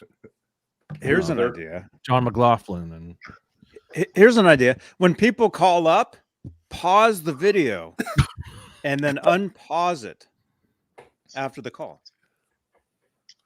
okay? how would that work? You can Oh, pause somebody who's on. You the- can, you somebody can who's pause a live calling. video. You can just pause it and then hit play again and watch. Like you're hearing this, and when you watch it back, you'll be watching what you just heard. Meaning the caller, The caller. as the caller. Yeah. Yeah, That's but- revolutionary. Time. It's amazing. Johnny, I don't want to take all the time up. I just wanted to say, do you guys consider Alan Holdsworth a shredder? And that's pretty much it. So, Yes, I do. I And say do you want to it's talk about sports? cool. I say it's an element of his playing, but he's not. But he doesn't play shred guitar. No, we can talk about Aussie rules one day, Johnny. Okay, that sounds good. All right. Whoa, wait a minute. Later, Johnny. Later, guys. Awesome. Thanks for checking in. Thank you so much, man.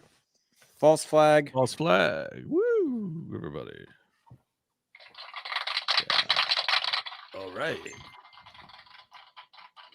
Let me just say, as far as shredding, I mean, I always understood that shredding was just like playing a million miles an hour.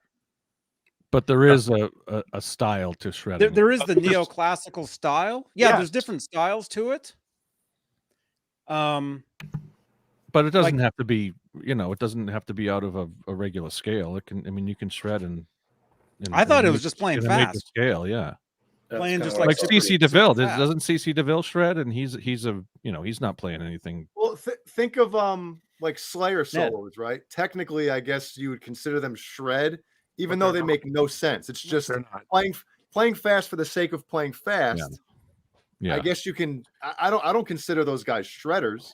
I don't think they're out there looking through the different modes, but they do tend to go into the modes and out of the modes, and They don't. yeah, They like don't you're really play saying, by that any rules. doesn't make any sense. It's just he's playing with feel, but The only thing they're playing with is feeling the neck on those whatever. I don't know.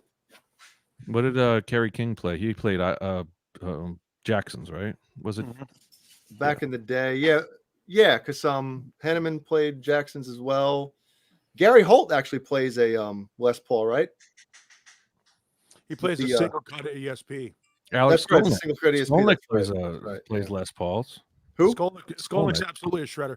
It's funny, as guitar players get older, some of them are playing shredders, playing Les Pauls. When you think about, Kirk Hammett didn't play Les Pauls when he started out. George Lynch is now playing Les Pauls. But they played Gibsons. Kirk Hammett and James both played Gibsons in the beginning, didn't they? What did James play the Explorer? James played the Explorer, and no, Kirk played a V, didn't he? Yeah, so did James. Yeah. And those had the necks like the same as a Les Paul neck almost. Mm-hmm. But neither one of those guys is a shred guitar player. But Skolnick usually for the past while, he pretty much plays the shred stuff in Testament when he's into the jazz and all that stuff now. So when he's not playing the Testament stuff, I don't think he's really blazing away. He's doing jazz fusion stuff, isn't he? Right. And jazz fusion is part of shred. Is part of the shred style of guitar. That's the thing that I think people are missing is guys like Uli Roth, guys like Michael Schenker, guys who are classically trained and rigid musical guitar players are the guys that tend to be shredders. It's a part of their style. Guys like Hendrix could probably do it, but didn't incorporate it into his style. Whereas guys like Blackmore and Yngwie do. And just when Hendrix was doing it, wasn't a style when Hendrix did it. Right. Like that was, the top of the food chain. But it's funny because it's at the same time that Blackmore was doing it. Yeah, they were Blackmore contemporaries. was doing it at the exact same time as Hendrix. But there's a certain level of musical structure from a jazz or classical modal style of guitar playing that defines shred guitar. It doesn't mean just playing 1,000,000 miles an hour. Fuck, I can play 1,000,000 miles in a row, but they're fucking terrible notes. What about like Dick Dale? Would you say like that surf kind of music is shredding? I think that's simplistic. Some of it comes from even jazz. I think it's major mode. What does Wikipedia say? I don't know. Shredder. About shred. Right here. What's the definition? Definition of shred. Shredded lettuce. Well, I think there's a lot of shred players. Yeah, shredded wheat. Yeah, shredded pants. When you get wheat, but then you get shredded wheat. Yeah, I mean, I don't know. I think there's a lot of shred guys out there that stick Shredding to includes difficult the pentatonic scale for a lot of their stuff. Shred guitar. Here we go. Sometimes you don't even know it. Includes G3 is the first thing that comes up. Techniques, sweep, alternate, and tremolo picking, string skipping, multi-finger tapping, slurs, and trills. Shred guitarists use 2 or 3 octave scales, triads, or modes, playing ascending and descending at a fast tempo. Often such runs are arranged in the form of intricate sequential patterns, creating a more complex feel. Mm-hmm. Shred guitar or shredding is a virtuoso lead guitar solo playing style of the guitar based on various advanced and complex playing techniques, particularly rapid passages and advanced performance effects. Shred guitar includes fast alternate picking, sweep picking, arpeggios, diminished, faster. All of it. Read it faster. Yeah. Distortion, guitar feedback, tone. Like some would consider the first Larry Mitchell record a shred guitar record. It's literally the pentatonic scale. Yeah. Which is amazing when you think of it. You're like, how the hell can you take those limited fretboard and turn it into that much melody? It's awesome. Which I guess guys have been doing that for, Jimmy. Yeah, Green is Pinker, you're right. Post Malone can shred harder than me. But he doesn't because he doesn't have any integrity. Yeah, but with a whole lot of money, you don't need integrity. I'm just saying. He could if he really wanted to, but obviously he doesn't want to, and it doesn't mean anything to him. So, Well, here's the thing: shredding doesn't sell. I know. John Mayer can shred, but he doesn't. Pork. Oh God, is that cat food? No. Pulled pork. Looks real good. Ah, shit. Shred. And the other thing is, shred when you hear it. Yeah. In 1969, guitarist Jimmy, I don't agree with this. I Jimmy turn it Page off. From Led Zeppelin composed Heartbreaker. His guitar solo introduced many complex techniques. Page included excerpts of classical music in the solo when playing live. Sure he did. I don't think Heartbreaker was a shred. I mean, I know the part that he's talking about, but he did put some of like Fur Elise and some other stuff, some Beethoven in his guitar solos. When he was what's the one from the Royal Albert Hall when he does his guitar?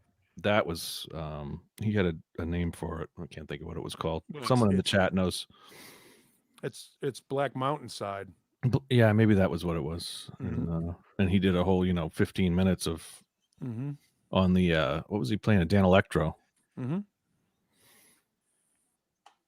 He could shred, I suppose. Yeah. Yes, Ronnie Latecro and Chris Pelletieri are the absolute textbook definition of what a shred guitar player is. Gary Hoey. Yep, Paganini is a great example of that, and not even a guitar player, but that's a great example of classical form modal playing. Caleb Rappaport can shred. Maybe. Yeah, shredded that. What are you guys talking about? Shredders? Talking about shredded meat. Shredded beef. The genesis of the conversation was that Les Pauls and SGs, the neck is not conducive to being a shred guitar. And then, of course, everyone goes, well, what about Zakk Wylde? He shreds. Well, no, he's not a shredder. He can play fast, but he's not a shredder. Randy Rhoads is a shredder. Zakk Wylde's not a shredder. Yeah, I mean, Zakk plays box patterns in the pentatonic scale over and over. That's not shred guitar. Shred guitar involves Little Italy. A lot of little Italy's and sweep arpeggios and string skipping and things that are much more modal than just playing fast. well, I guess the difference is just someone who appears to be well versed in a lot more than just blues guitar, right? Yes, yeah. There's a certain level of formatic structure, Yeah, I mean, formal structure. Eddie is barely a shredder, Barely, he can do it, but it's not his style. right? But There are elements of shred technically- guitar in Eddie's playing, but he's not a shredder. He was a tone chaser. It was in the fingers with him. Yeah, he could play fast, but I agree. I don't think his Here's what I highlights think. weren't shredding. Eruption is shredding. This is what I've always thought. Maybe I'm wrong. Let me know. Spanish Flies. Shredding. I always thought shredding, as far as musicians, was a million notes a minute. Like there can be a lot of filler notes that don't need to be there. To me, that's what I thought shredding. Eddie, shreds. Eddie shreds. He shreds. But everything Eddie ever did made sense. There was always a place for every note. Yeah, that he used. Does that make sense? I agree absolutely. Yeah, that's well said. Thank you. He had. That's what it was about him. It was the selection of notes, and he wasn't playing modes or he was doing his own thing. But yeah, I mean, Cameron says he disagrees with the pentatonic scales, and I mean, not being considered shredding. I do too. I think there are shredders who just use those scales. That's uniquely because it's the ferocity that they're using. Prince can shred. Prince shredded on that guitar or that Hall of Fame. I put it in the chat a little while ago. Like Neil Schon, he's pretty much in the blues box most of the time. Very melodic, but he can burn it too. But yeah, does he qualify as a shredder? Probably not. No. But then you get someone like Steve Lukather, who knows every part of the neck and every mode possible. He's probably a shredder. So yeah, and that's where I disagree with Cameron. Is yes, a shredder will use the pentatonic scale as part of their arsenal, but shred guitar is based with way more. It's way more modal than that. Just because you can play the pentatonic scale fast doesn't make you a shredder. It doesn't make you a shred guitar player.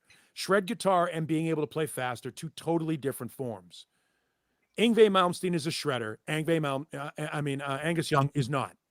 And yet, they both play very fucking fast. Angus Young may be the greatest pentatonic blues player in the history of hard rock. I mean, if you can find somebody better than him, maybe it's Jimmy Page. But I would say Angus Young overall is a better guitar player. It's Edward Van Halen.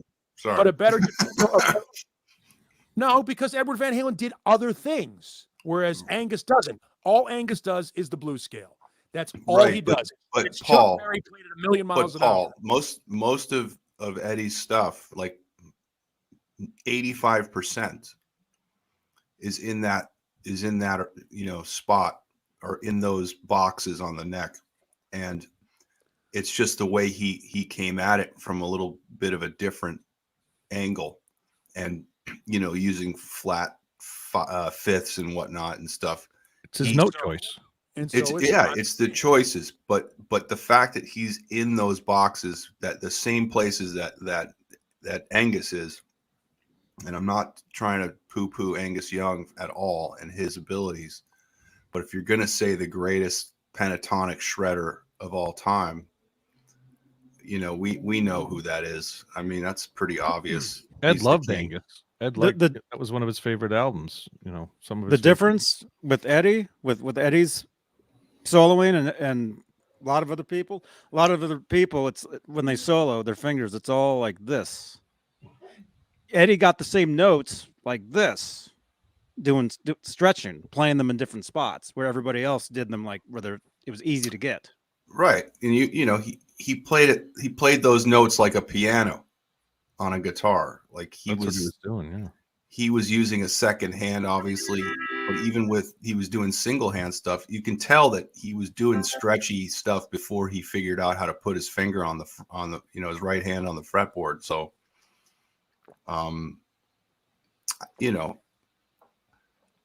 it's all opinion, obviously. But right, but I heard you say like Alan Holdsworth, definitely a shredder, like in no uncertain terms, and one of the originals. And the reason being, there's a reason, Edward latched onto him, because he knew he was beaten. He listened to that stuff and he was like, holy shit, like what is going on here? And he hadn't really done that before. He never had that kind of respect for Clapton, although he was the guy that he wanted to emulate. But when he heard someone like the most overrated guitar player in the history of rock. Could you turn up just a little, Paul? Because everyone else is like super loud and you for some reason are quiet. Is that right, or is that just me? He's really quiet. Yeah. All right, I'll be loud then. Hang on. Is his mic's doing that thing again, isn't it? I'm thinking it might be StreamYard. It might because Caleb, your mic is like out too. slightly dropping too. I'm thinking it might be StreamYard tonight. You didn't pay your bill? Yeah. No. How about shredding on the drums? Yes, George Lynch a shredder? Yes. But George Lynch is the first one to admit that he doesn't know what the fuck he's doing. I know. And what George Lynch did is he saw what other people did and emulated it. Right. Or shredding on the bass. Well, shredding on the bass is Warren DeMartini. Is Warren DeMartini a shredder? I would say elements of shred, but I wouldn't call him a shredder. Jake E. Lee, because those two are very similar. I don't think Jake E. Lee is a shred either. I think he can shred and has elements of it, but I don't think that's his guitar style. And I think shred is a guitar style. Geddy Lee. There you go. Billy Sheehan. I don't think it's just guitar. I think any instrument. Paganini was like the perfect. Yes and no. You could be right, Johnny. Shred on the piano. Because it is so modal. I would say if there's a difference between, if you could apply shred to drums, Mike Portnoy, Neil Peart, Bill Bruford, Ginger Baker, Alex Van Halen, probably shred drummers versus John Bonham, Tommy Lee, Stuart Copeland. Stuart Copeland. He Stuart shreds. Copeland's a shred guitar. Yeah, a shred drummer. Yeah, He's Paul an amazing Gilbert, man. no doubt, one of absolutely. maybe the greatest. Paul Gilbert is a shredder. Absolutely. What about Nuno? Shredder? Yeah, I would say so. I don't think of Nuno as a shredder, but I think elements of shred in his playing. Yes, but I don't think specifically a shred guitar player. Nuno plays with Satriani, shredder. Mm-hmm. elements of shred without being more shredder than Satriani. Satriani more blues groove based than Vi. Elements of shred in his playing, but not the foundation. Foundation of Satriani's playing is groove based and not modal. Oh no! Careful, Paul. What? Oh, we're gonna go into walking. If that was the shred, I would use this pick right here. This pick. Little man, If I was to shred my nose, let me tell you a story about this. Pick. Only if Johnny gives me that $5. I'm just kidding. Google takes 3 of it. So Okay, I'll take the 2. Yeah. I don't know. I'm not feeling it tonight. I'll see. thank you to Beane. Lemmy has pooped in the house. Did we lose Kurt and Jay? Yeah. Kurt said he'd be right back. Oh, okay. Hand 36 solo. Yes, a shredder. Shredders have the capability to play melodically. They choose not to. Yngwie Malmsteen can play anything. Yngwie Malmsteen can play the blues. He chooses not to. He chooses to live in arpeggio land. It is one of the things that keeps some of those guys who are great guitar players in our world from being household names. That's why John Mayer writes pop songs, because he can shred. John Mayer is a phenomenal guitar player, but shredding sells 10,000 records and writing about this, dude? songs How sells about- millions. Bonamassa Great example. shreds. How many Is it- records does Bonamassa sell?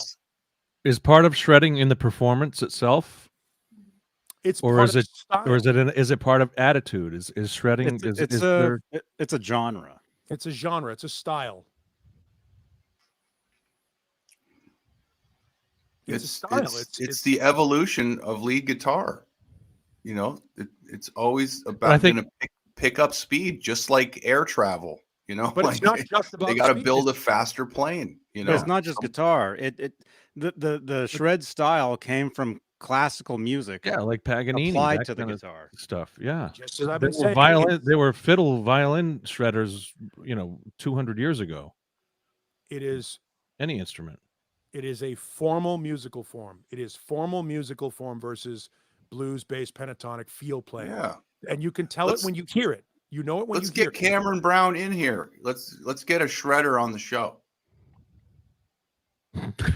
Come on in, Cam. We did get a definition, hand 36 solo. We've looked it up a couple different times.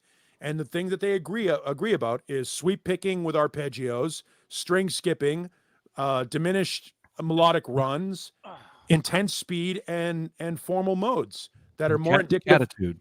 That are more indicative, or they germinate from jazz and classical playing. Devil went down to Georgia. There you go. That's shredding on the fiddle. See, Again, John Biel shreds. Yes, Beethoven absolutely shredded because John Biel it's shreds. the musical style. Orianthi absolutely is a shredder. Roy Clark absolutely. Again, those are the easy things. Dick Clark.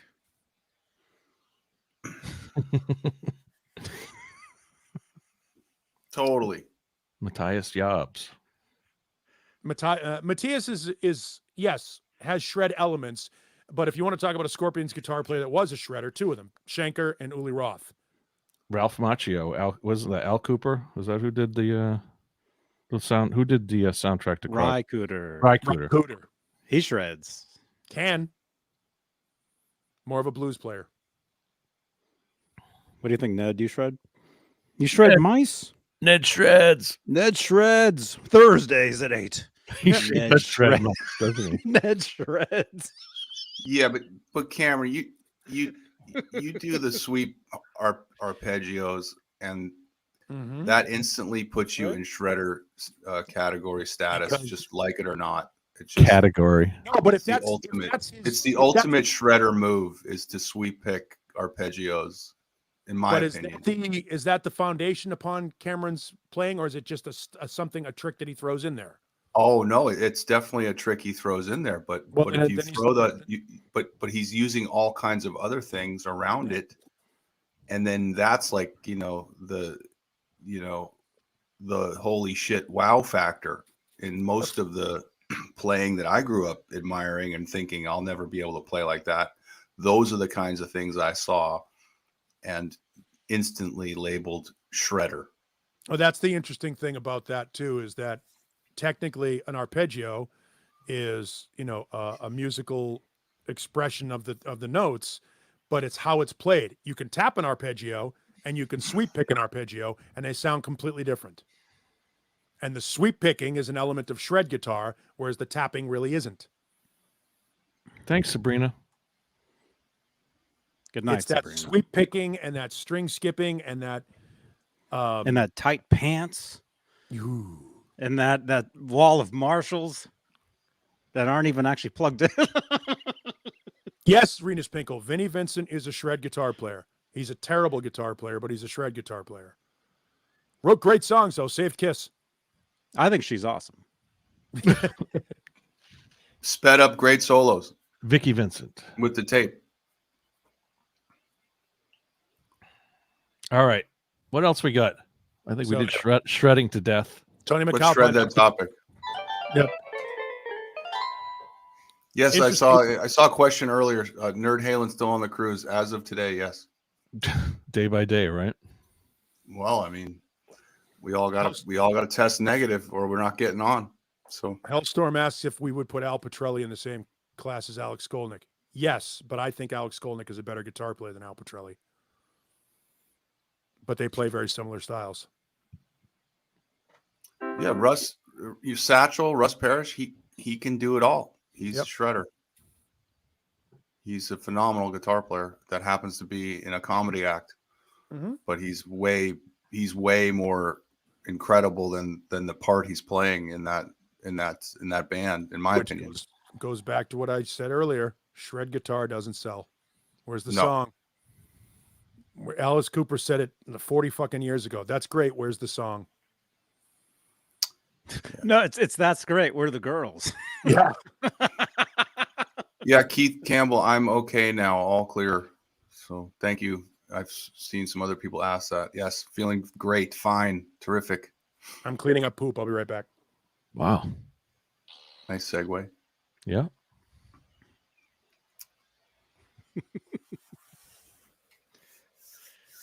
Man. Yeah. Gone everywhere tonight. Oh, but Yeah. we're man. I know. And we'll do another hour.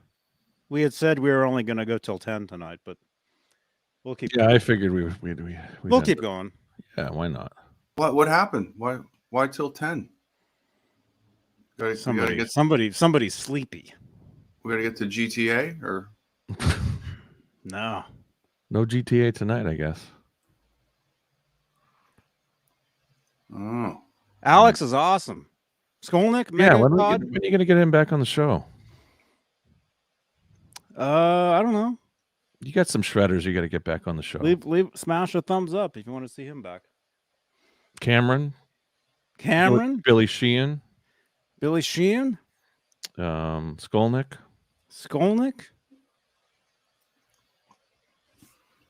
Kurt 5150, Yeah. Gotta get Glenn LaFerman on the show. Glenn. Jay Hannon. Yeah, we gotta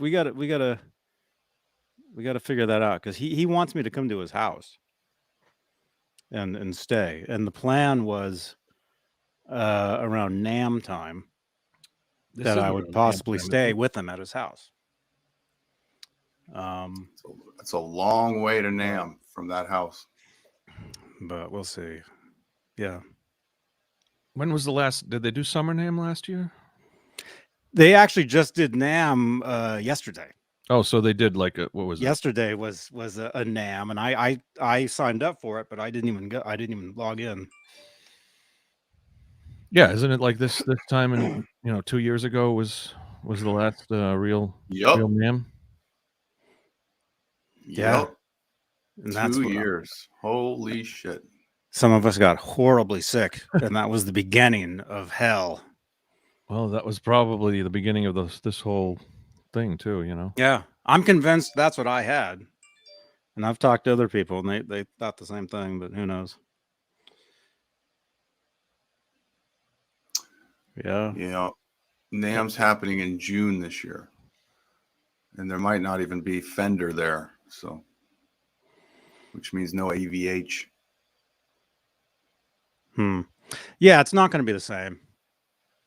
Probably It's ever, not going right? to. It's not going to. I wouldn't say ever, but it won't be like it was, John Beale, because you go there and you're like sardines. Yeah. And it was guaranteed you get horribly sick. Not everybody did. I remember Caleb saying, you remember you said you didn't get sick one year when the rest of us were like in bed for like a week. Right. But I'm a get sick every other year kind of guy. So it's very rare that I get sick at all. So knock wood. But yeah. Sharon. Yeah. That's picture that I always show. That's what that is. That's a NAM memories. Nameries. Kind of sounds like memories. Yeah, it does actually. That's what I was thinking. Memories. Yeah. Yes, Clayton James. It's Steve Perry's 73rd birthday. Who knew Steve Perry was that old? Wow. Yeah. I'm surprised he's that young. Crazy. Man. All our heroes getting old and dying. Yeah. Meatloaf cooked. I met Meatloaf. He's a good No guy. leftovers. You met him? Yeah, he came to. This was right around the time. What was it? I'll do anything for love. You will? 1991.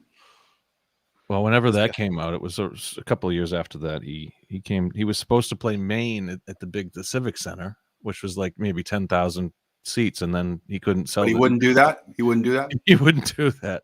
So he ended up playing our club for 3,000 people. So, but it was a great show. I mean, I can't say anything. It was a fantastic show. Yeah. Louis Anderson. And that Louis Anderson too. Yeah. Yep. Moment of silence. Yes. Mm-hmm. There'll be more next week. It's crazy. Yeah. Crazy, folks. Just hope it's not one of us. Don't want my number coming up. Feels like everybody's number is just like being, shuffled around in a hopper, and they're just pulling numbers. Yeah. Fucking crazy. I mean, it's people you don't expect. That's the scary thing is that Bob Saget or Lou, Meatloaf. Or I mean, they're older, but they're not old. Yeah, Bob Saget was only 65, so and didn't have any issues apparently. So to just drop dead is Betty White. I mean, come on, geez. If it can happen to Betty White. Well, she was 99. 99. Doesn't matter. So yeah, what else is going on? What do we got? Got an hour. Let's see. Let's 45 minutes. What do we got going on? Caleb, what do you got? What are you bringing to the table? Oh well, just found out that Ultimate Jam Night, which just came back on Tuesday this last week, for the first time in nearly 2 years. Wow. Our front man and Nerd Halen, Hal Sparks, hosted that night The whiskey? at the Whiskey. It went pretty well, I heard, and they'll be coming back in on the 1st of February, and it will be the tribute to Edward Van Halen. So they're getting going with that pretty soon here. Who's on board with that? That'll be as big a tribute to Eddie Van Halen as has been done, I believe, anywhere. So that will be pretty awesome, and I believe the Nerd Halen will be part of that. So looking forward to that. Very cool. Awesome, man.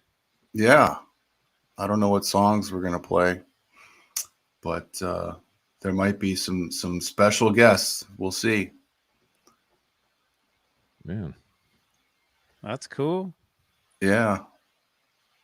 Where's Wolf going to be that week? Is his tour back on, or what's he won't? I don't know. I can't imagine. I think he'll be in town, but I would doubt he would be there for that. So but I would. That's one I would doubt. But right. It should be fun, and it should be pretty cool event to be at. Yeah, I hope Van Halen's playing too. Yeah. Is it raining over there? It sounds like somebody. Is it raining over there? Is it me or is it? Oh, it's my computer. Just runs with it's like air. At least it's not dead air. No, you always get something to listen to here. That's on Thursday nights. That's on Thursday nights at 8:00 East. Dead air. Yeah. You know. Yeah. Keep talking. How about that 5150 iconic? Yeah, man. How about it? Yes, it's awesome. Megatod. It's awesome, man. There it is. Yeah. Yeah, it sounds great. Right on. I haven't tried one yet.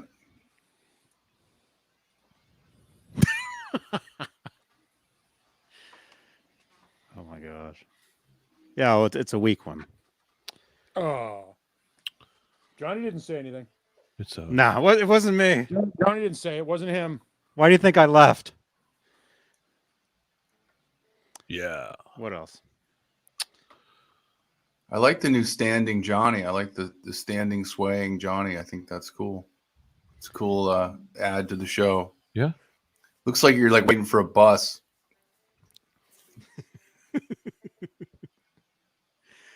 Yeah. No, it's better. It's better for the back. I've been having like back aches and sitting and you can't just like, you gotta, it's better for you too.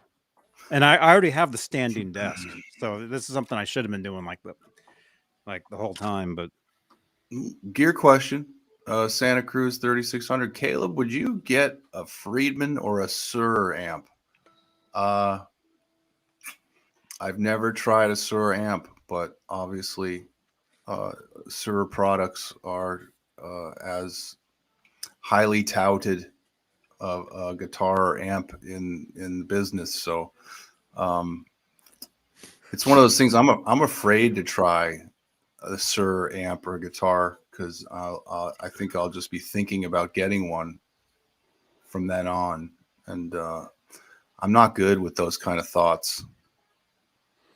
When I feel like I need a product, it just eats my insides out until I do something about it. So you're afraid you'll like it too much? Yes. Yeah. Yes. Absolutely. And then drop $5,000 or whatever it is. Right. Well, on it. Or not drop $5,000, steal $5,000 to pay for it. So yeah. Yeah.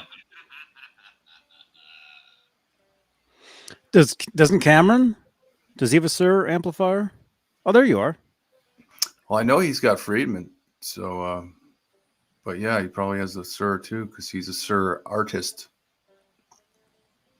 And the Friedman amps are awesome. So I mean, but these amplifiers are $3,500.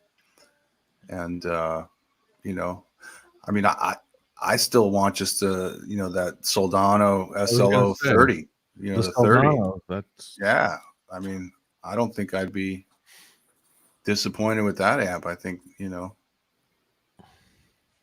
mean, that's the best sounding head in the Head Rush as far as the modeler goes, in my opinion. But it's all they all shred, selective, or whatever the word is. Yeah. You're right, Paul. Mm-hmm. Mm-hmm. All right. Where's Jay, dude? Careful with that pick. Got a guitar pick in my mouth. I'm good. Jay and Kurt, dude. Did they get a room or something? What's going on? Man, I show up and they leave. Beef. Shredded beef. Beef.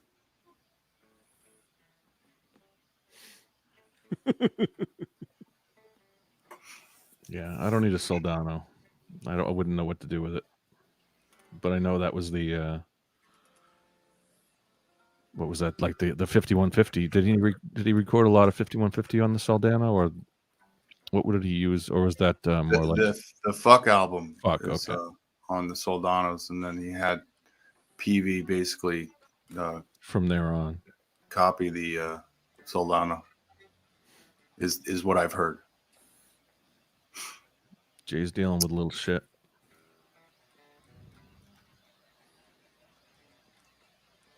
Damn. Killian. Go to bed. Let's see here. Caleb, did you saw the 84 tour, didn't you? Did you? Yeah, I mean, I was pummeled with the sound. It was unlike anything I'd ever seen. LA?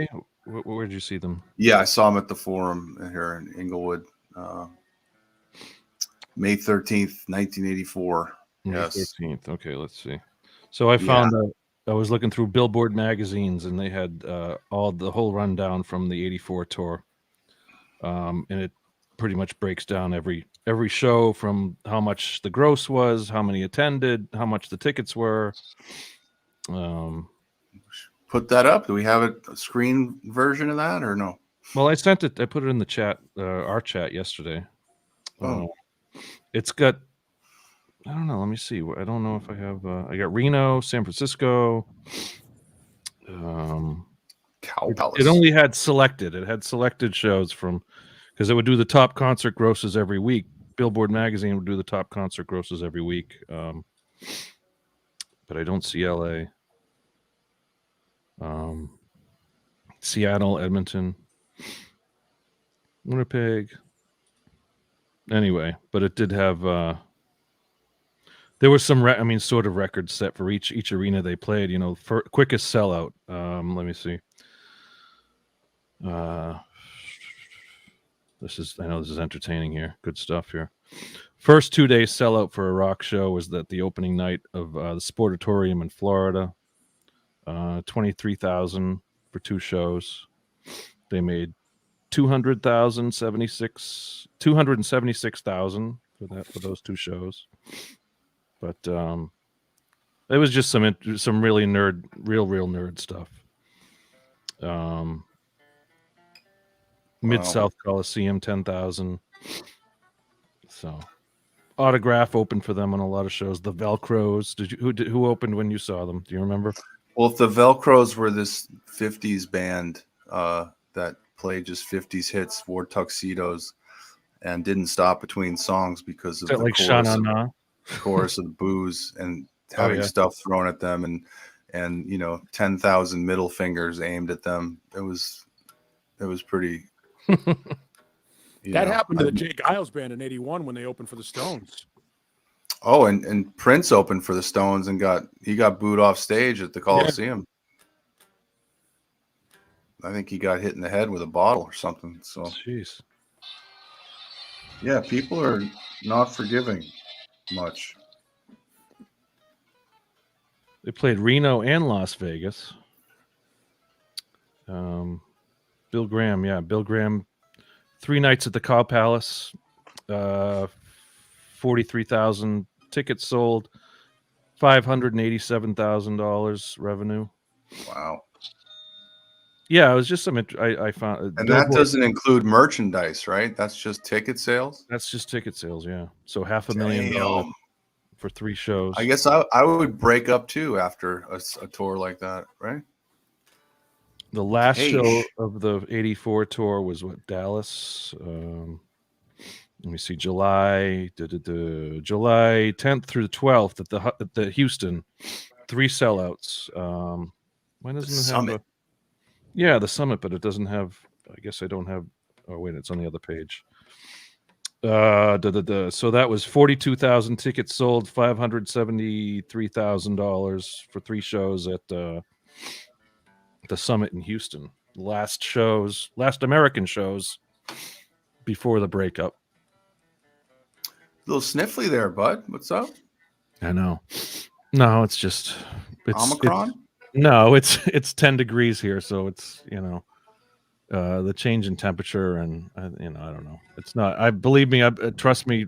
I had a couple of scares this week, and I tested myself 3 times this week, so I'm doing all right at this point. So we'll leave it at that. We got a listener. We were joking about it on the air, and a listener who's a nurse who administers to an assisted living facility brought us a box of 40 tests so that we have them at the studio. So if anytime we come in the morning and don't feel well, take a test before we go on the air so we don't get anybody sick. Yeah. Because our building is locked down. Our producer disappeared last week he went and got a test, went to a place and got the antigen test or the antibody test, and it took them almost 4 days to get his results back to him. Yeah. It was bullshit. That's ridiculous. No, I feel fine. I'm feeling fine. How many people can you infect in that time? It's like exactly ridiculous. But anyway, I don't want to go too deep into that. Hey, what kind of coffee does Nightbot drink? Just curious, Johnny. Well, he's waking up right now, so somebody. What kind of coffee does Nightbot drink? I'm curious. Probably decaf. He's a Red Bull. I think Nightbot's a Red Bull guy, or maybe Jolt. Oh no, Jolt sucks. I can't do that. We used to get that when I was in school. We would drive. You couldn't get it in certain towns, so maybe Moxie. Was it Moxie that Nightbot might be drinking Moxie? You have an OnlyFans, Johnny?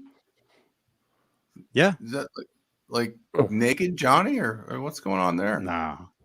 Oh, okay. No. All GTA all the time. Oh.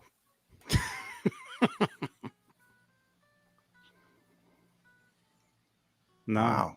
No, it's not only. I mean, that's the thing. Is a lot of these sites, they get a bad rap because they become known for something. Like it's a bad rap to be able to set up a website and make millions and millions of dollars for showing your snatch. Mm-hmm. That's a bad rap. Every day on our prep sheets at the station, we get school teacher who starts OnlyFans page is making $71 million a year. Yeah, that's a terrible thing to do. It just speaks of how desperate we are. Internet porn is free, and yet people still pay for OnlyFans. It's stunning to me. Because they think they have a shot.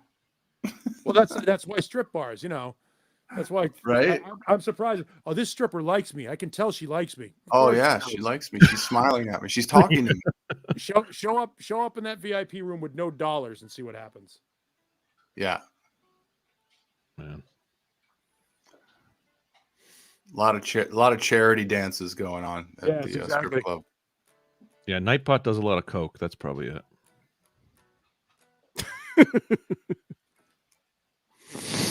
Speeding down that line. Screaming, speeding. something. Mm-hmm.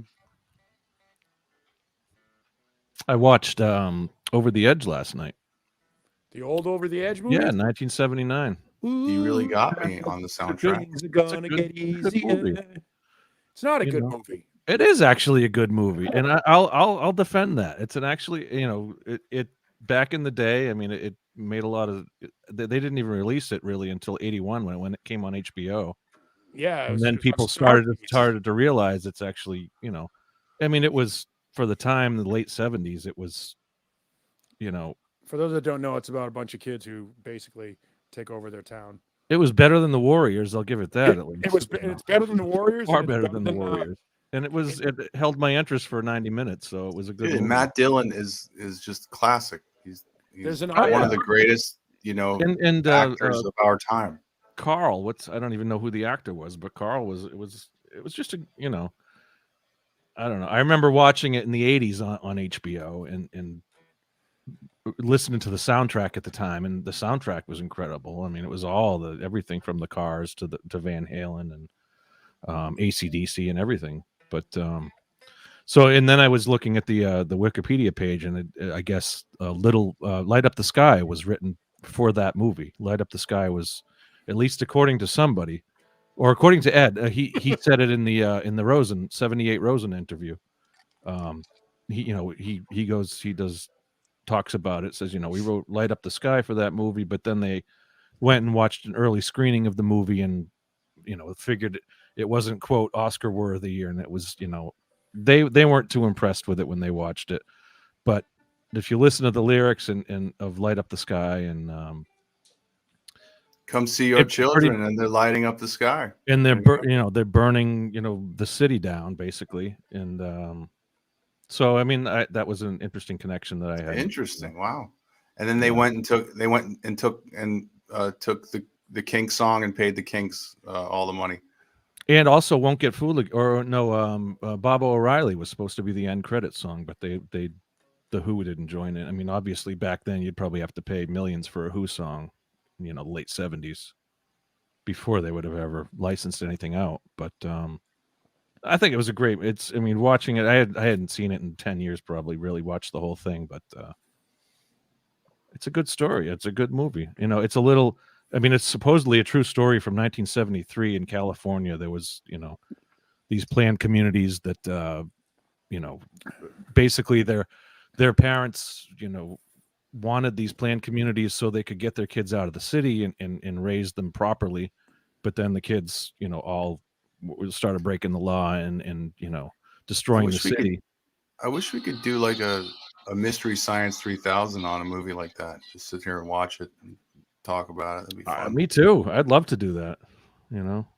I wish we, put it on. I'll do it on my channel. If I know Johnny won't, this copyright stuff and Johnny won't get paid, but someday I could, one of us could put it up on our channel maybe.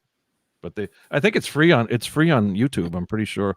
I watched a DVD burn of it, but I think it is free on YouTube. But like from YouTube themselves, or like somebody put it up? Probably somebody put it up, but they didn't take it down. They didn't block it or anything. So I mean, it's legal to, it's free to watch. I don't know. I haven't searched it on YouTube, but I know. I'll be right back. He's gonna search something else on YouTube. Or on let me see. Over the Edge. You can rent it on YouTube. Okay. There you go. At some point, it was free. Maybe a couple of years ago, it was yeah, free. Yeah, because what happens is the low algorithm quality. You get goes through and there's clips. Yeah, There's clips that are in Spanish. The Owen Hart accident is WWE Over the Edge 1999 Owen Hart accident. Kansas City, Missouri. I didn't know that that footage ever came out, but Kansas City happened on live television during a pay-per-view. Didn't they have a delay on it or something, and they blocked it, or No, the cameras swept away very quickly. Let me see. I gotta hold on. Let me just check this out. Wow, it's just you and me, Johnny. Hey. Question from the chat. Renus Pinkle asked if the nitro on my SG burns when I put it on the guitar stand. There is a company, I forget the name of that company, but there's a specific company that people say doesn't burn the nitro finish on Gibsons. And for those people that don't know, nitrocellulose paint reacts poorly to rubber. And so if you have a guitar like a Les Paul or an SG and it's hanging on one of those, guitar hooks, like a neck clamp, you're going to see burn marks at the sides of the headstock because of a chemical reaction between the nitrocellulose finish, lacquer finish, and the rubber. They don't work together over the long term.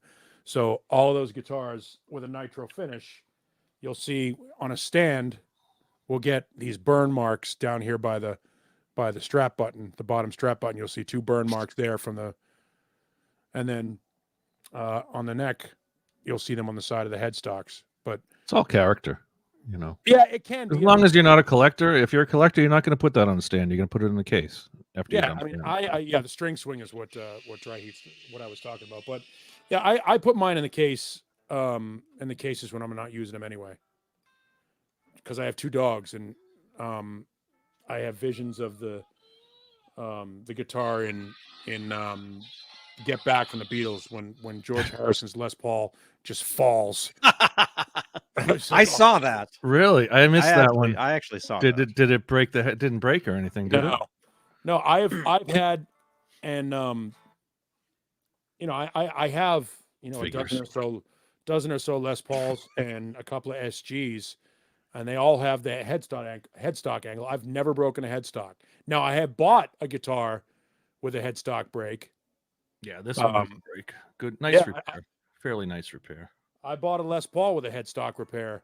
And if you get it done well, if the headstock repair is done well by a good, a good luthier, it's like a broken bone. It won't break in that same spot again. In fact, it's stronger. The wood tends to be stronger because they use tight bond glue. And if it's done correctly, the problem is when you have a guitar that has a headstock break, if you're thinking about buying an SG or a Les Paul or any guitar that has a headstock break, reduce the price, the asking price of what market value is by at least 40 to 50%. Right. So, for example, let's say a used Les Paul Classic, random year Les Paul Classic, let's say the used value on that guitar is $14.99. If it's had a headstock break, it's worth $800. It's $800 or $900. You wouldn't pay. I got a Les Paul Standard, a 2001 Les Paul Standard. I paid $1,000 for it, and retail value on it was $18.99. 99. But there's nothing wrong with buying a guitar if you can get a good deal on a guitar with a headstock break. Do it. But I've never had, of all the years I've had Les Pauls and SGs and any guitar with an angled headstock, I've never had one break. I've never had one fall off a stand either because I'm very careful with them. So. Yeah, you got to get a good stand. Yep, got to get a good stand with get the rubber retaining clamp on it. I have one of those. It looks like a guitar case. You open it up and you can put 8 guitars in it and lean them. You know what I mean? Like a Coffin. Yeah, those are great. What are they called? It's like a coffin case, but it's not a coffin case. And those are great for the nitro finish too because they have they're fuzzy. You know what I mean? Yeah, they're cuddly. Yes, Santa Cruz. Lutherans are good at guitar repair. Especially Luther, are you angry with me?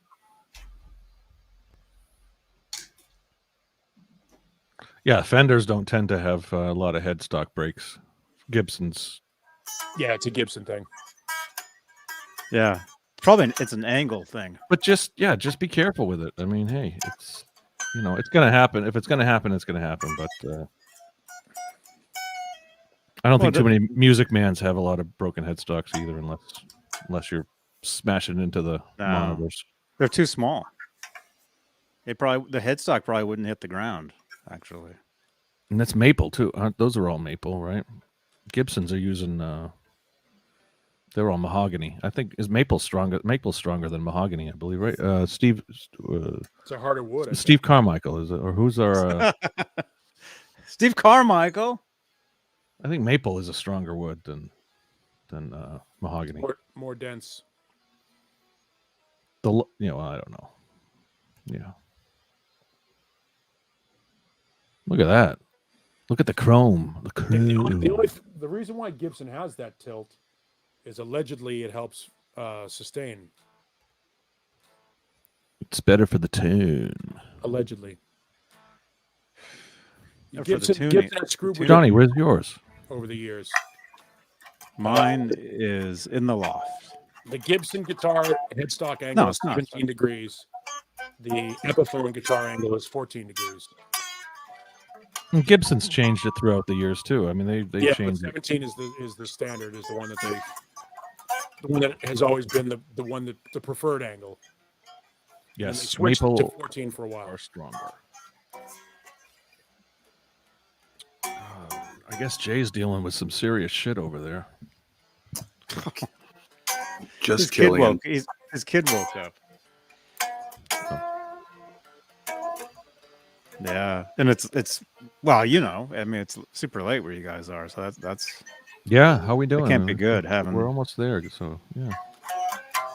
can't be good having a small having A little one. a little one Little wake up. guitars. Yeah. What? How big is that loft? And a band. It takes the size of you can see it. Oh no. Hang on.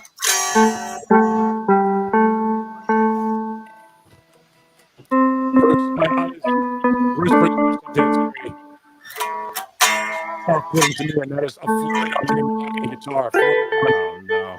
A Floyd on a Les Paul or a Floyd on a SG.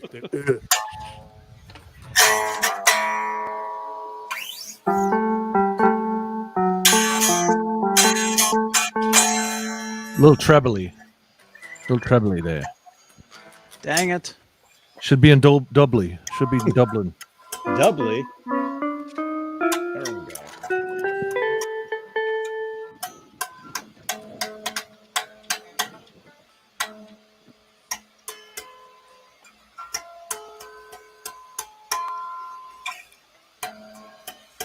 Caleb, did you ever sit down and figure out the Live Without a Net solo from beginning to end?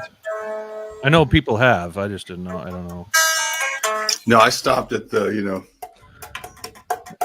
After 316. this the stuff he's doing right here. The hybrid Mean Streets intro thing he was doing. I was just like, okay, I'll let him go. But I always loved that, that part was pretty sick.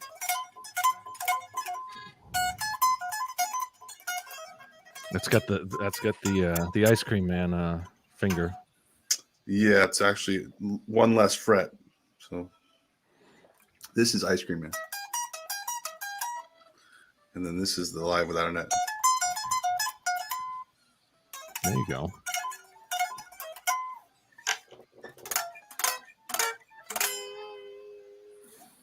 Yeah.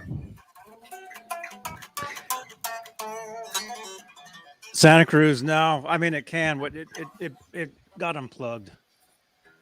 That's the loft up there. That's the underside. Oh, did Kirk get offended when I told him to tilt his camera? I don't know. Yeah, where did Kirk go? He said he'll be right back. An hour ago. Somebody Well- check on him.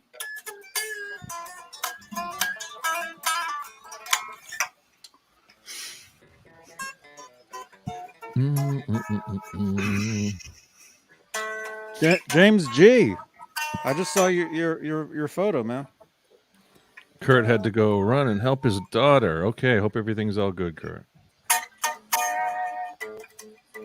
At least he's still watching. Kurt's still out there, folks. All good, man. So wait, who is this? James. Nice setup, dude. There's James G. Oh, he's got one of those new Wolfgang's specials. Very The nice. charcoal burst on the right.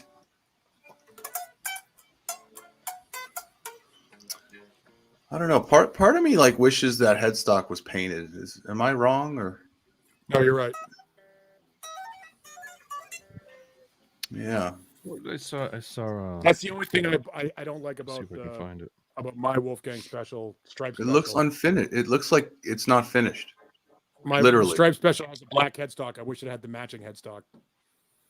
Yeah. Like they did with the PV. The PV. I really like the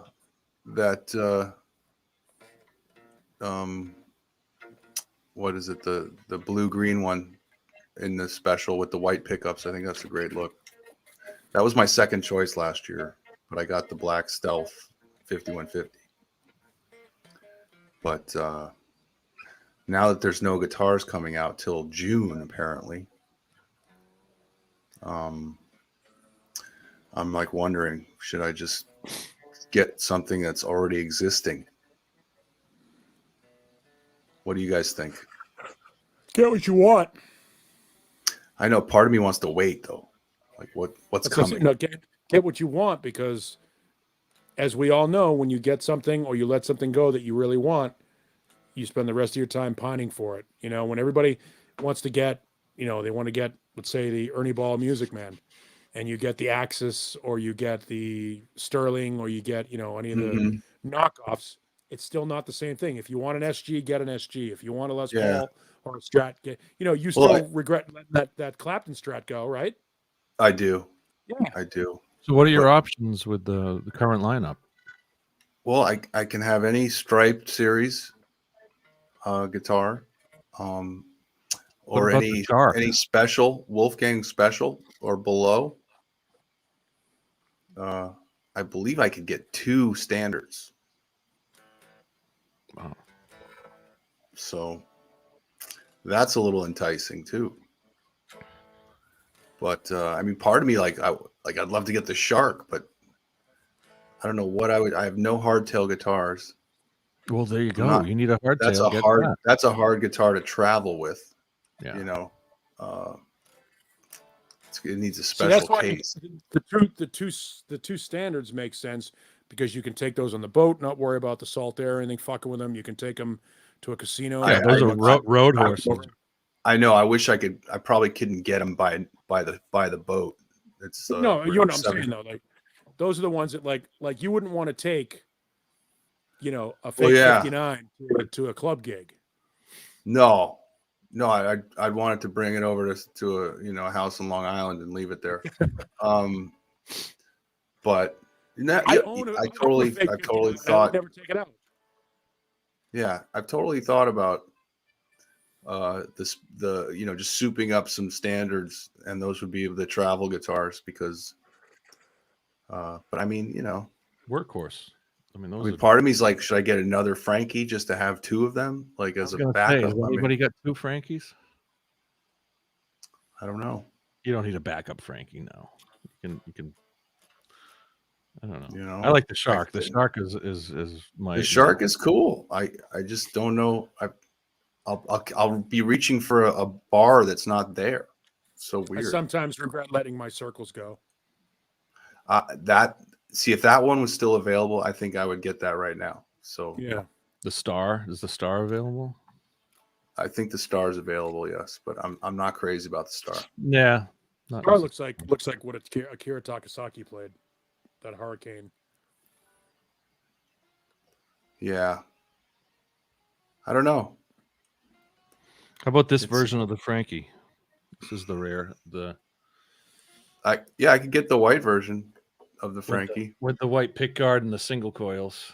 Oh no, I mean they don't have that at EVH. And the black rosewood neck too. I mean, that's how long did that last? A couple of days, maybe. A couple of days, I think. Yeah. I found that that had to be late 78, early 79, right? No, late 78. That's probably February '79 when they were doing rehearsals for the Van Halen 2 tour. That doesn't even have, because he took off the pinstripe tape. Doesn't even have Yes. the pinstriping tape. Yeah, Yes. that's like and then what headstock would that have been? That was the old Dan Electro headstock, or Leo Safko, only a Floyd Rose that's like a Bigsby, because there's no through route on the Shark. It's like a Les Paul or an Explorer. It is an Explorer basically. That's a There's destroyer. Destroyer. There's no through route. There's no back here kind of how thing about on a that. Shark with a tremolo? Yeah, no, I mean, I'd love the Shark just to recreate the photo shoots from Women and Children First, but with the nerds, Shark looks cool. The Shark is one of the coolest. Yeah, Shark looks really cool. And it's actually a really good guitar, because I remember trying it at NAMM a few years ago with Johnny, and I really liked that one a lot. Felt good, sounded really good. Yeah, that was. It's different than the other EVH guitars. It's got its own thing, and it's the only one made in Korea, by the way. So I think you'd have to do a lot of work to route out a Shark to put a floating trem on it. That would be a lot. That would be just ruining it. So, but that's what that's what the Shark is. Yeah, but you can, they have Floyd has Bigsby type Floyd Roses where it's just a top mounted Floyd. So you could do it. Where's the original Shark now? Is that That's at 5150. Is it in the same configuration condition? Yes. Yeah.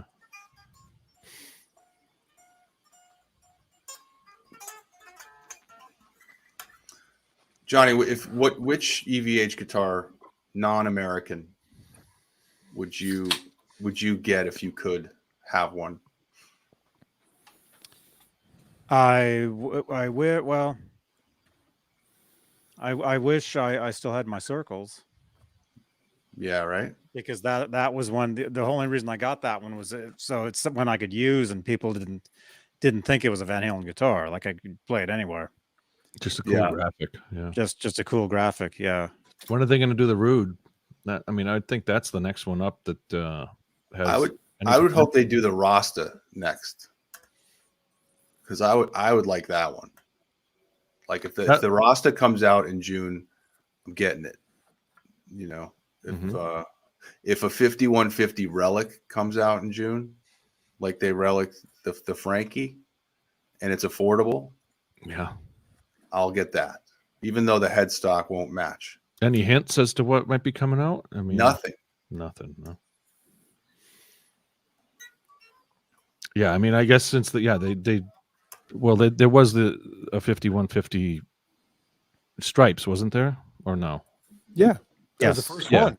Yeah, but everyone's a little disappointed. It's got a Washburn headstock, basically. It's just the headstock is terrible. Not like the Frankie style. That would be. I mean, 5150 would be the next one that makes sense. But it would with the success of the of the Frankenstein Relic. I can't imagine they wouldn't say, well, we got a Relic the 5150 now, because that would just be the natural progression of that idea. Like, why not? Would EVH ever make a Ernie Ball style replica? I doubt that highly. No, they don't have body shape. They don't have the license for that. Probably, that would be. Yeah, Ernie Ball still sells enough accesses to. Yeah, to I mean, they did get away with using the Pacer body, which I still don't know the details on how they swung that, because Gibson owns that body style. They still use that body style too. They use it for the new Berettas. Right. Yeah. So I don't know how they swung that. That's interesting to me. And it's the same. It's the body style on the 5150 guitars too. So. Well, I think there was, there've been a couple of lawsuits recently that have stated that certain styles, certain body shapes, that Strat body shape is indicative of it's become so omnipresent that you can't trademark that shape. The double cutaway shape is now It's in the the public headstock that domain. you It's the can headstock trademark that pretty you much trademark. for any guitar. It's the headstock I basically. mean, the headstock's not bad. It's just it doesn't match. You know, it just doesn't look like the original. That's because it's So, got it doesn't have the rounded on the bottom of the hockey stick, and it's not long enough. yeah, It's all right. it doesn't look that bad though. No, It's it all looks right. great. I love that. The 5150 series that they came out with. I'd love to Mhm. get one of those. Gotta get one. Gotta get me one of those. Get one today. F you, Tom. From your local. brings up a good point. Just the Kramer 84s. I know Music Zoo has the Diver Down 84 available. Yeah. So Wow. I have a Kramer 84. That's what I sent up to Craig to get painted.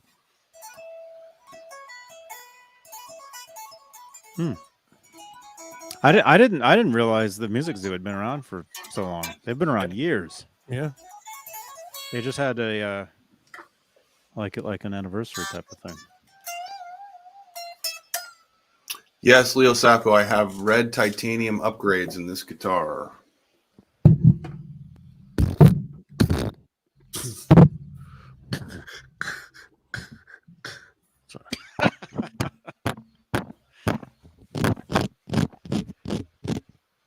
Yeah.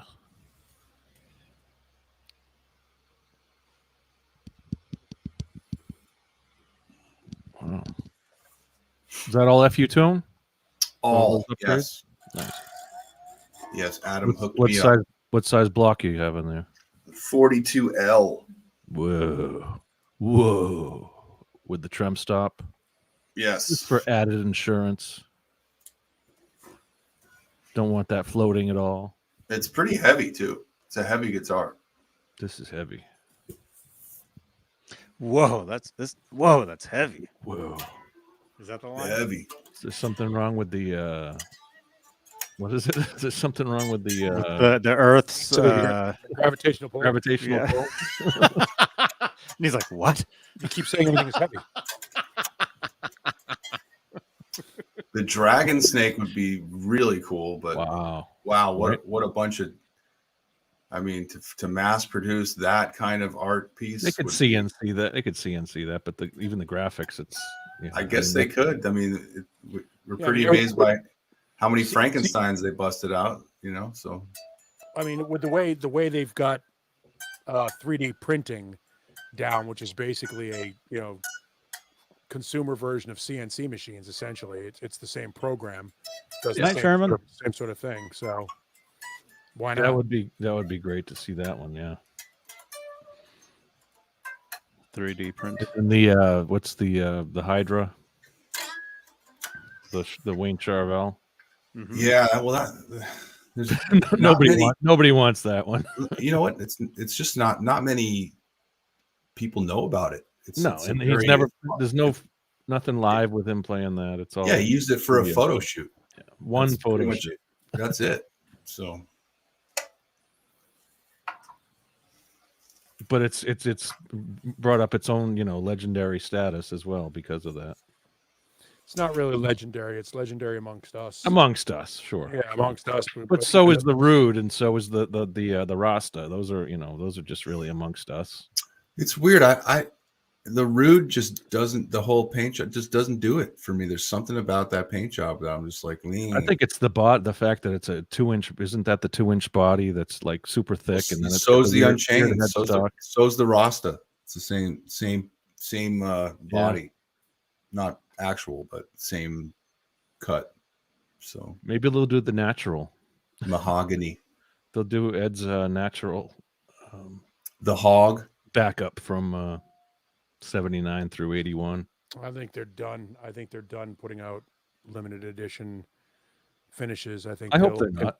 I think they'll continue to refine the Indonesian and Asian import versions and make their money off the Frankie until that Frankie thing is not going to not going to die down anytime soon. I mean, the amount of back orders going, they're going to still. That's why they're going to put out the 5150 for another 5 years. Put that 5150 out. Be interesting. I mean, if they took a stab at the 84, why wouldn't they? You know, it's I think the 84 stripe pattern is just as, or if not cooler than the 5150, in my opinion. I really like the pattern of the 84. But that lasted one tour, didn't it? The 84? Two, yeah. I guess if you want to say 3. No, it was on the 88 too. 88. All right. You do realize that most people can't tell the difference. I do realize that, especially people on YouTube that buy auction guitars and think they were played owned by Eddie Van Halen. It's Eddie's. Yeah, I love that. 86. I really dig. I mean, I love it. That's a cool pattern, and I think the Hot for Teacher guitar was cool too. But yeah, the 84 definitely has its own thing going on. As far as the red, black, and white stripes, those are the top three: 5150, Frankie, and 84, and then Hot for Teacher, I would say, and then the millions of backups, or the several dozens of backups. Yeah, the Frankie's not really in that category because it's a different style of paint job. Again, most people don't know that, though. All they see right. is That's what I'm saying. Right. It's the most amazing thing. Like, here's how you can tell how people don't know the difference: is you look at all the replica guitars that people have made and sold on eBay over the years, and you're like, Jesus Christ, that thing doesn't look anything like it. Even body shape, neck, pickups, like they don't even care. They just paint it red, black, and white, put a couple of different stripes on it, and call it, a Van Halen tribute guitar, and they're still sell because the people that make it don't know what they're doing, and the people that are buying them don't know what they're doing. They just buy it. Wow, Santa Cruz, you laid out for the 78 Eruption. Nice. That's which level? The wasn't there 3 levels of it? Yeah. Which level did you get? I'm assuming it's the affordable one. Not the affordable $5,700 one, right? Or whatever. Was that the lower end? Was 50, or was it the higher end? Was like 10 grand, wasn't it? I have to assume those were U.S. made, right? Sorry, those are U.S. made, right? All of them, yeah. Even the low Fender end, custom shop, they're cheapest level, he says, but that's still, still $6,000. Beautiful guitar, better than the 78 that I got. The homemade version. We can see it. Can you see it? There it is. It's right there. From there, except for the Gibson logo, it's in the stripes, in the spacing, and the volume, and the shredding, and the head, the tuners, and the. But it's got the right strap. It does have the right bomber strap on. That's important. Yeah. Yeah. Tremolo's a standard Fender. Yeah. Anyway. All right. It's a bedtime. I think it's that time. $7,878.78. There you go. Awesome. Well, dude, congrats on getting that. That's a special guitar. Only 40 were made. I think you got the mid-level. I think that's like the mid-level, isn't it? Yeah, and it's actually I put up a picture of a few weeks after he passed where I noted that the first official picture of Eddie Van Halen is holding that guitar, and the last official picture of Eddie holding a guitar is one of those replicas. Would you do me a favor, Caleb, and keep your pictures of other replica guitars to a minimum, please? Okay. Keep those to yourself. All right. I will. Yeah. Try not to sell those guitars, Yeah. 40 of them. Nice. That's a lot. Really cool. A lot of money for a guitar. $7,800 for a boot. Yeah. You wonder, will those go up? Oh yeah. If there 40 were made, those are going to be 10 years from now. Might take a while, but yeah, they'll go up. Sure. And the killer. That's like the when the first Relic Frankie came out, the Fender Frankie. I can't believe we haven't seen one of those 8 signed thumb drives of him playing Eruption on it. You know, like 8 people have that, and not one of them has leaked it.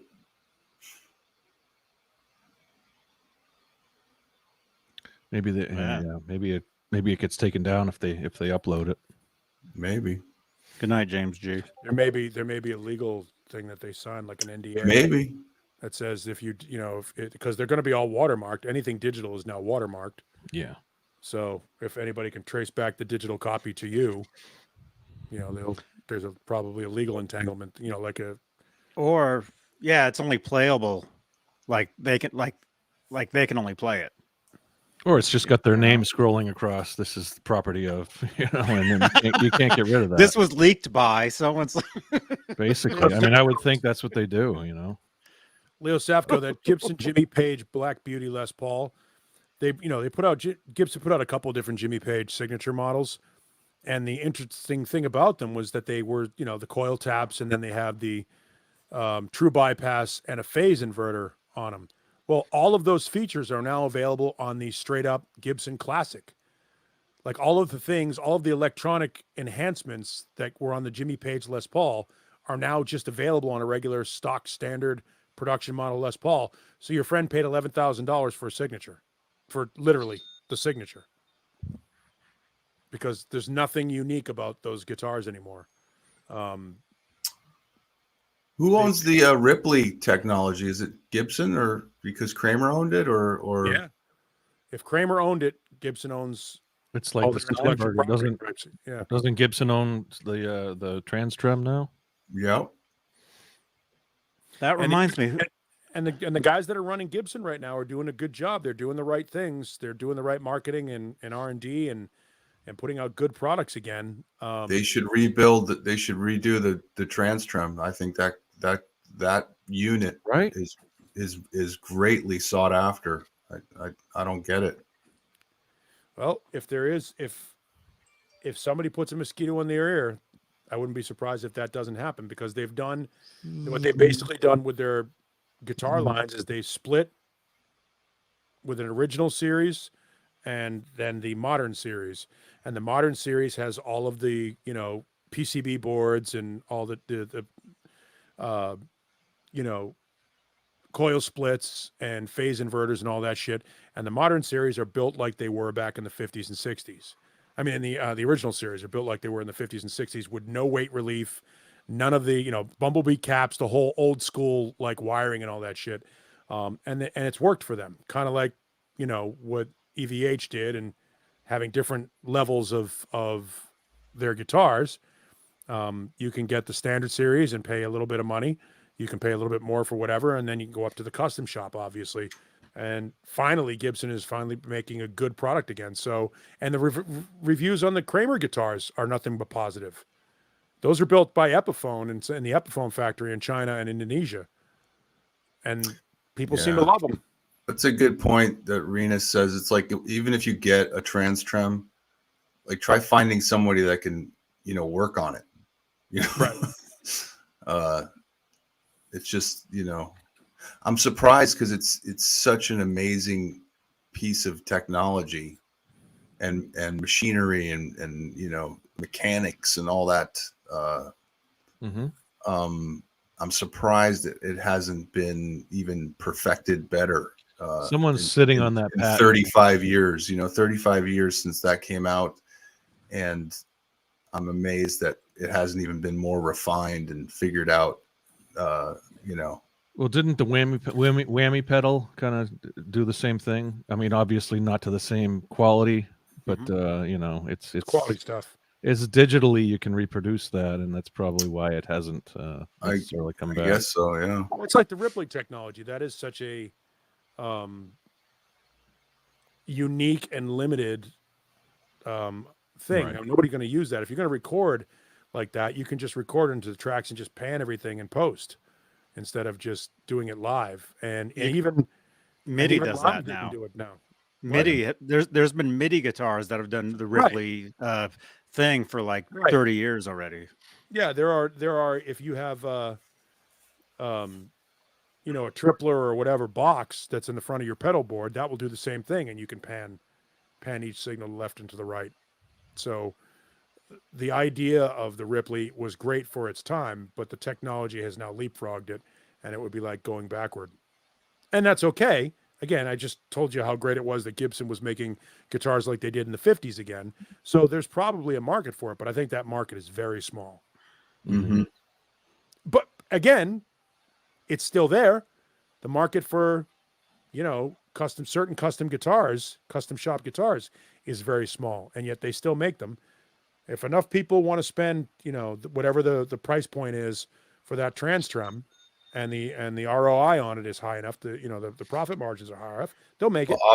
Obviously, it's not, because it hasn't been done yet, and there you go. No, and all the people that want it are getting older, and the only people that know about Trans-Trems are the ones that want them. Most guitar players have no idea. Well, you can apply that phrase to a lot of things. Most guitar players have no idea about a lot of things because they don't care. All they want is a guitar that plays well. Yeah. They don't care about pickups. They don't care about trem blocks. I mean, it's kind of obvious too that it is a special item, but if it was really special, I think Ed would have written maybe 10 to 15 to 20 songs on it. Like the fact that he only did, a handful, it's an 4 or effect. 5. I mean, it's really just an effect. It kind of shows you that it's not all that. Like, I mean, you think that with a guitar like that, you could write, a fifth of your catalog on it. Like there's something, special going on. It's like a theremin or a talk box. It's a nice little specialty item. It's a cute effect, but it was never really mass. Hey, he wanted it for his backup on Live Without a Net. So there was a reason why he asked for that rather than one of the backups when he was playing Can't Drive 55 and Ain't Talk About Love. So he wanted that one for some strange reason that we still don't know. I think I know. I know we've discussed, we've kind of speculated on that a few times, but because that was his second main guitar. He played 2 songs on it. Yeah. Yeah. Anyway, well, it was great to see Jay. It's great to see Jay come back. I know, Jay. Thanks for hanging out with us. It was great. Didn't contribute a lot this week. Well, I hope everything's going well in there. We'll don't forget to tune in for Wednesday night for the metal show. Jay will say more that night. Yeah, you'll see Jay in maybe in what is it, Boner Jams? Who is it? Who joins him on that? Boner. There you go. Boner Jams. Wednesday night, 6 o'clock. Don't forget. It's the Metal Wednesday show with Jay Hannon and Boner Jams. There's nothing else going on that night on YouTube, so just enjoy that show. That's right. I'm not saying shit. All right, everyone. It's been fun. Have a great week. Hope everyone's staying safe and healthy, staying warm, and we'll see you next time. It's 52 degrees here at midnight. It's nice. 52. Thanks, channel members. Good night. Love you all. Warlag. Crap. There's a couple other ones. I'll remake the card tomorrow. Oh, he'll remake it. Yeah, in like a week or a month. Or just edit that in. Like you took something out of last week's show. Just put something into this week's show. In between GTA games or whatever. Yeah. Yeah. Have a great night, everybody. Take care. Be nice to each other. Be good to each other. No picks up your nose. Don't stick any pick up your nose. Okay. Keep the picks out of your nose. No fucking picks. Yeah.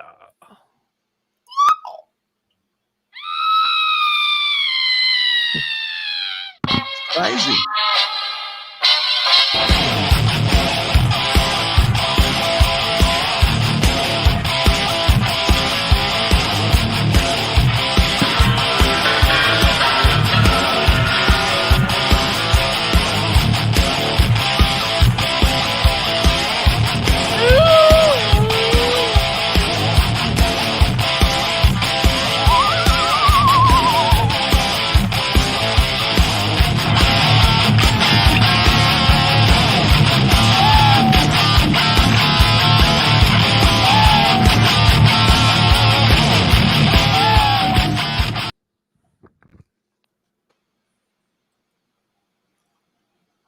Bye, everyone.